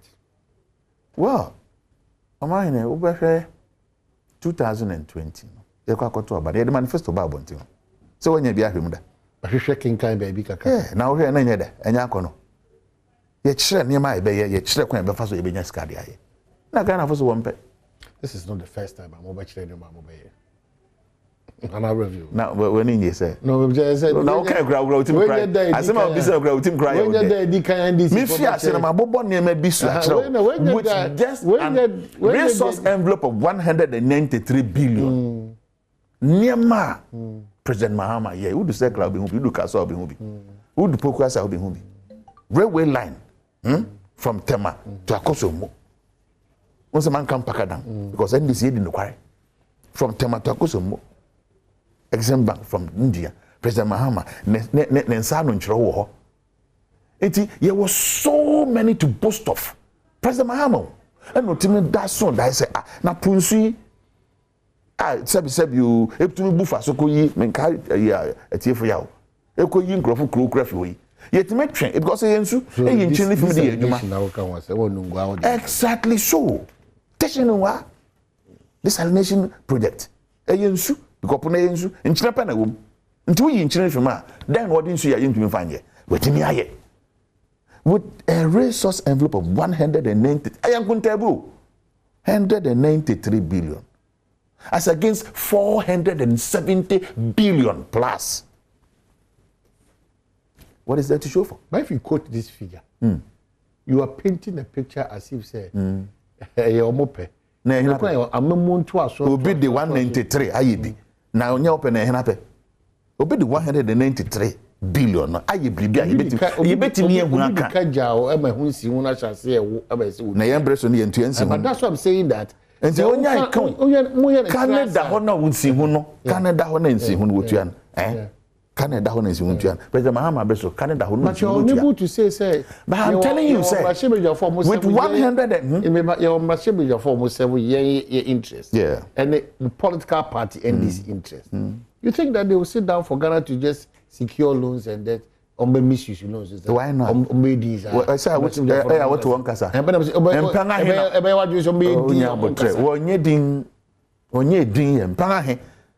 I want to some free health minister say be book of it Hong Kong tai chire won say that. Mpanga he na won say we be say into man pen we mu no gware no e ho ka be today won say that. We mu man pen in gware. No I don't. So o kan o man say what can now say na me person me yi ano because of respect or men integrity. But man can say me jo e gware no he na no kan gware na sem. Na he na no kan gware na sem. Haba o ka say defense minister nitiu wadaroma Dominic nitiu e na be kan wo Parliament House o kan gware sem wan kan aba wadaroma no pato kan na wan kan wadaroma atie yen say the ACD en common say ye the two abonten say na man panyin odware wo wiem no odware wo wiem. We reduce the conversation to something funny.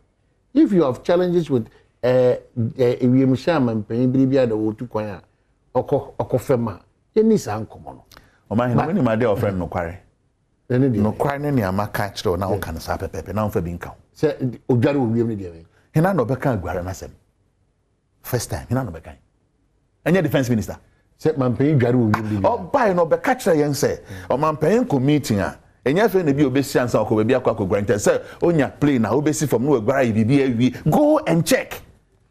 I am not misquoting him. He said exactly so. How often is the president traveling with that plane? Well, now is the defense minister. No, but they're okay. Defense minister or no officer sade no so. Ne friends be ya no. No by then no be kan. Me pese be jibrewa. Me kire say, "O kase wi mi share man pe." You know how often na president do kwa wo. Me say defense minister because anka na nya no yi. The point is that when politicians do these things, they forget that maybe at 2024, the NDC probability of coming to power Ghana for there. So that's what has made the growth of this country a challenge to all of us. Susudia na NPP ni susu mo. And it na musumu this susudia na no. Abaya di botechi na musumu de. Because amanyo se Ghana ye dan nya den. Amanyo se ejina wo a opetumi aba no. Wo sin to bi a wo ne ontro bi ne wo propaganda. Komo no ne se me ba twen. Ye de yen sika aboa no. Na obisi ma se na afi wo dwane fa se. Yima me Ghana obisi am se aye den ana se nye den. Na ya no keke tetia wo bisa na me ya no ase woni ge ya no tetia na bia no na de wo de de so beka no fault mi nua no wo di jire mu beba no fault ba mi jire obu se Ghana fo nya de bia da bucha che ma mi wi ma se de bi enya den ye yo I de what me dey na wo yi anyway na wo de bi ti unim dia na ha aduna me ka ho asem pese e friends mfonyina ya mutwa kire ye no se mu ba aban mu a ye san fonyini kire mu se san fonyini ni pie na mo di nkire mu ebre this time but fantastic submissions was in opposition in fact adwene a mutimli to form T2 with the MPP bra na one opposition every step that the NDC took was it was a step that was not positive for the country Ghana. That's true. So what I say akwanya krabeto a former president John Mahama ACC dum so ho nsem ne kwana kia so ne ko nyina ebu o man nim. What does it suggest? What it suggests is that media me ba sa anyo mama kitin no. Enya dia me benya bere kwa se ABC kura o Ghana bi. But that cannot be the case. It me person bribia that yenya akwanya in as much as ye power aba. In this case I refer to the NDC. You keep me put two things right because enche bia one we here now so no onyame be wo so ama nyuku adom na obetena kunya nti uba na sa abre wo power na air condition isu fa ho sa na ma sha na mebusa obetena ha no na no da 2022 me ka kire o say oman no say udi machie na added na this time there o say sa actually mo no principle na yi na ye lack no and then the problem but me can say me sure mine NDC you am feared of your principle we've been very apt on it where President Mahama Abreso Parliament a house of records. Untimi ko nku twatro. Apart from ye nuanom ya one day, utimi ko twatro Parliament a obebo nga so nga no dan. President Mahama say ya we nam no manaka dompe. Na or refer to the challenges that we have. Exactly. Also, dum so better. But me le mobia, I accept. I'll take the responsibility. I'll fix it. I told them ni nuanom no kansem foforo. Be na wo be yi oh anka onya kansem bi na sama okay dey say nya no karo asem say abreso na ntesa e ya asem ye ti kasem ho nkomo na edi President Mahama sika kodi ni say 193 billion no di kutu aka wo no di ye dengu sa na ehunyin na na kufu ado na yeso di kutu aka na yeso di ye den sika bi di ni nsem 147 billion na ho nkuntabu ni ebisa. Okay, so who comments or say or free pillar 2 no catch or say e-levy no matter what ebeba there na catch no. Oh, oman on say asema meken ahyase no say nka me nua ya or the all pillar 2 TM ya anka obenya ne answer. E-levy no ye de awi pay the budget statement. So what I say ye de awi de daw. Because a ban so our projects of person 105 billion nampa 11 ka ho de daw na numpo e ka da enim e na machira ni ye wo challenge of say ye be san kopebo so over 12 billion abeka ho. Okay, but na mo ma ban no so ye hwe fo nyina etwagui I think that Afrina cho for payma NDC amanyoko no Johnson Efidi wabedu eye Obrasport. Ye no bra o ka say na e do so e kapa efa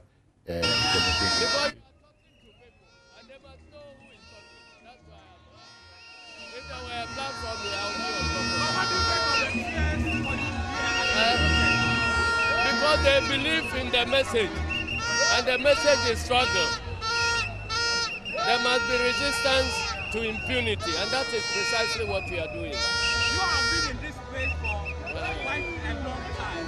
Yes. This protest is being organized by the youth group. Does it remind you of any other protest that you have had to lead yourself? Well, it reminds me of my youthful days. So that is why I have come to give a message of solidarity. I believe that the youth have started doing the right things now. Because if we are building a nation, and we claim we are building the nation for the youth, they must be interested in what type of nation that will be handed over to them. So if they sit idle by, thinking that they will inherit a good thing, while they are aware that the wrong things are being done, it will come to hurt them. These loans, we are taking to a point where we cannot even pay interest. We take loans to pay interest on top of loans. I think that it is something that the youth must be interested in, and to stop it now. What the youth are saying is that no more monkey business in Ghana. No more monkey business in Ghana. We should be interested in how our fate is being decided. Whatever affects all must be decided by all. And we are saying that no more monkey business. No e-levy. Have you seen the e-levy cake? Yes, I've seen it. That is to tell you what the e-levy, even if it is collected, what it will be used for. And they are proud about it. What do you eat cake for? You use cake as dessert. They have chopped all the money and they now want e-levy to use as a dessert for whatever they have embezzled. And so if they are happy about it, it sends a message to Ghanaians what they want of e-levy. President Kufuor will be your contemporary when it comes to politics.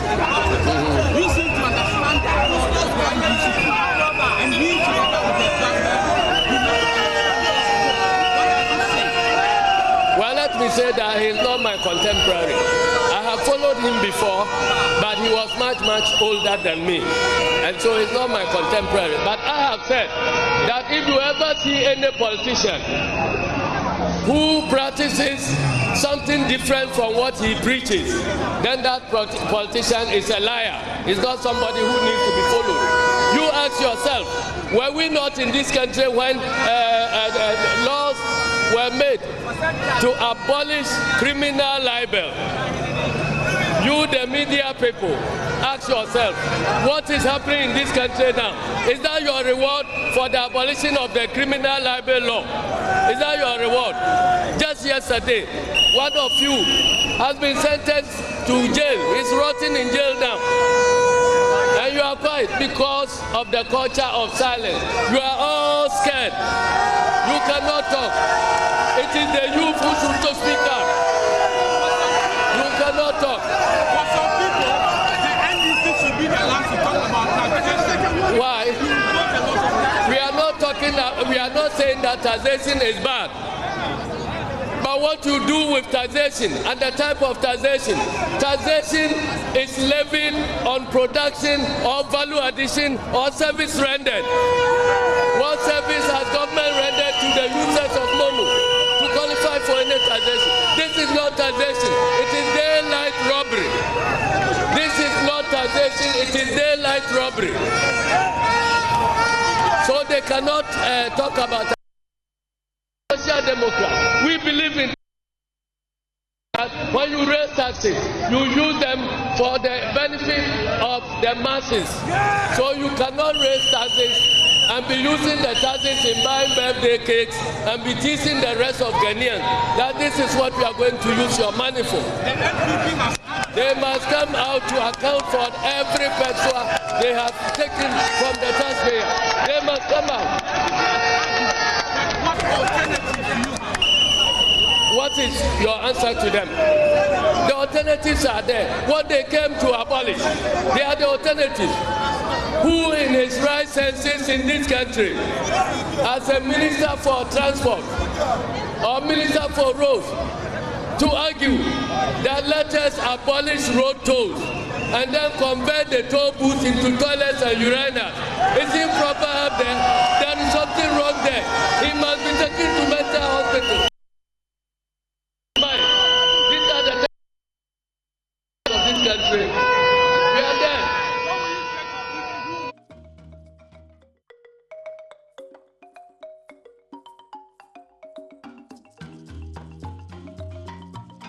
An event. So long as the impunity continues, the resistance will continue. You know how many years it took for Mandela to be able to abolish apartheid in South Africa. You know how many years it took. So we are in, and the fire will continue burning. So long as you have a government of impunity, so long as you have a government that is authoritarian and that is imposing culture of silence on the people. A few of us will talk. We will speak up. They should come and pick all of us one by one. We will speak. Even if we are in prison, we will speak from prison.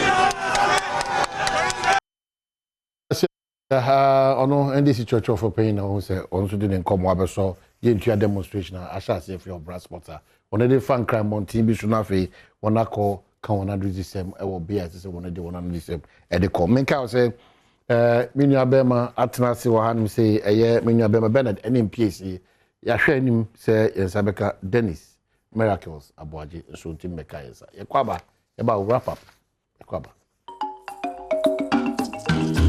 Okay, so we have just about 5 minutes to wrap up. Mamenka said, "Many Bernard in PC and Afe Naminia Bema, Dennis Aboaje, Miracles, and so Abedu. I'm sure. And yet, so I'm very, very surprised that what we do time, you have 40 me. I can't say my good from my." It's just and my wrap up because and this for the nye person in kuminyasa into my hand said I can say menu na or say name fee domi pillar 2 no okay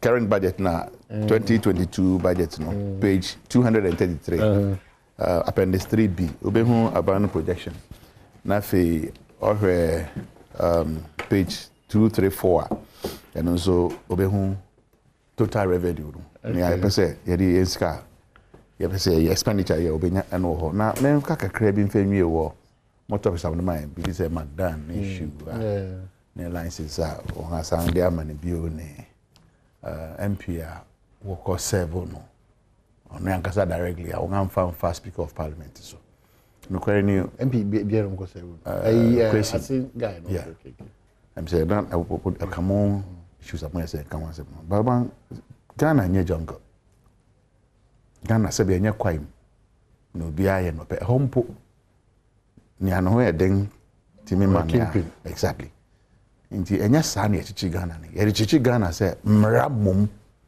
na ebedi enso se na be ya enkoye the battle of the fittest ohun ye den a wo timi bulo bia na opekeke sa se na me pese me ka so Obama no be kan ba ya nsa na ye kadeda so you build the institutions. Miracles, Brim. But Brim, you're building strong men who will seek out who are party in the position. And we say money invoice. And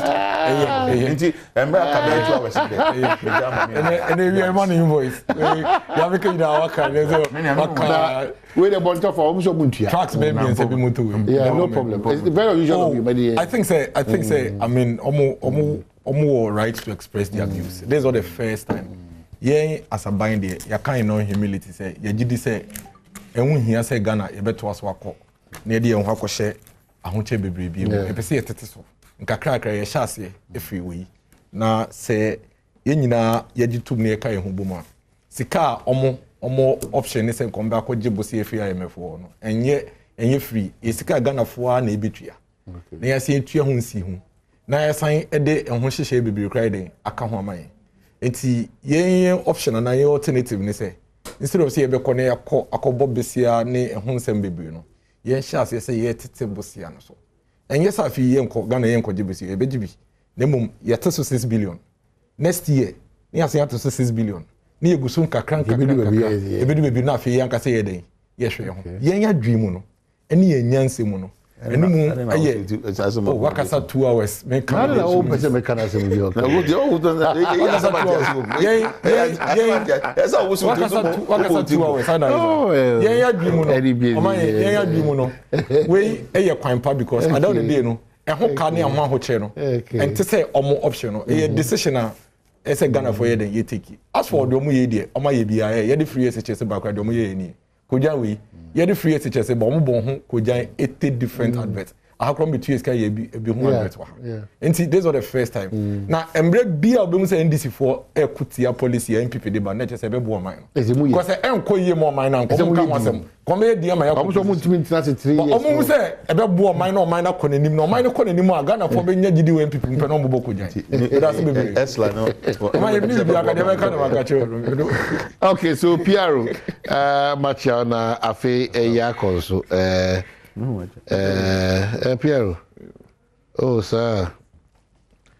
40 days observation of Nana Amwakuhene, Chief of Kwame Kuma Mangwase, na Sanahene Akwamu traditional area. Ebekoso on the 12th of February 2022, Ewa Kwamfie Sanahene Palace. Yetu nsafro bibia na mo share the protocol share the bezo. Unfortunately, we can't say do na let's say ka wa na utimi I for fan cheme. I for fan cheme. We say ka say mo fam brand nya adwuma ase mo di sika ni 2 million ye. Ewe. On my example, example back. That's all. Example, let's say a bank institution as a airport. Only be. Airport. Only be. He has no example. And to say I in the only example. Any example. I mean, the debut no kind. No exposing is also an example. Also an example.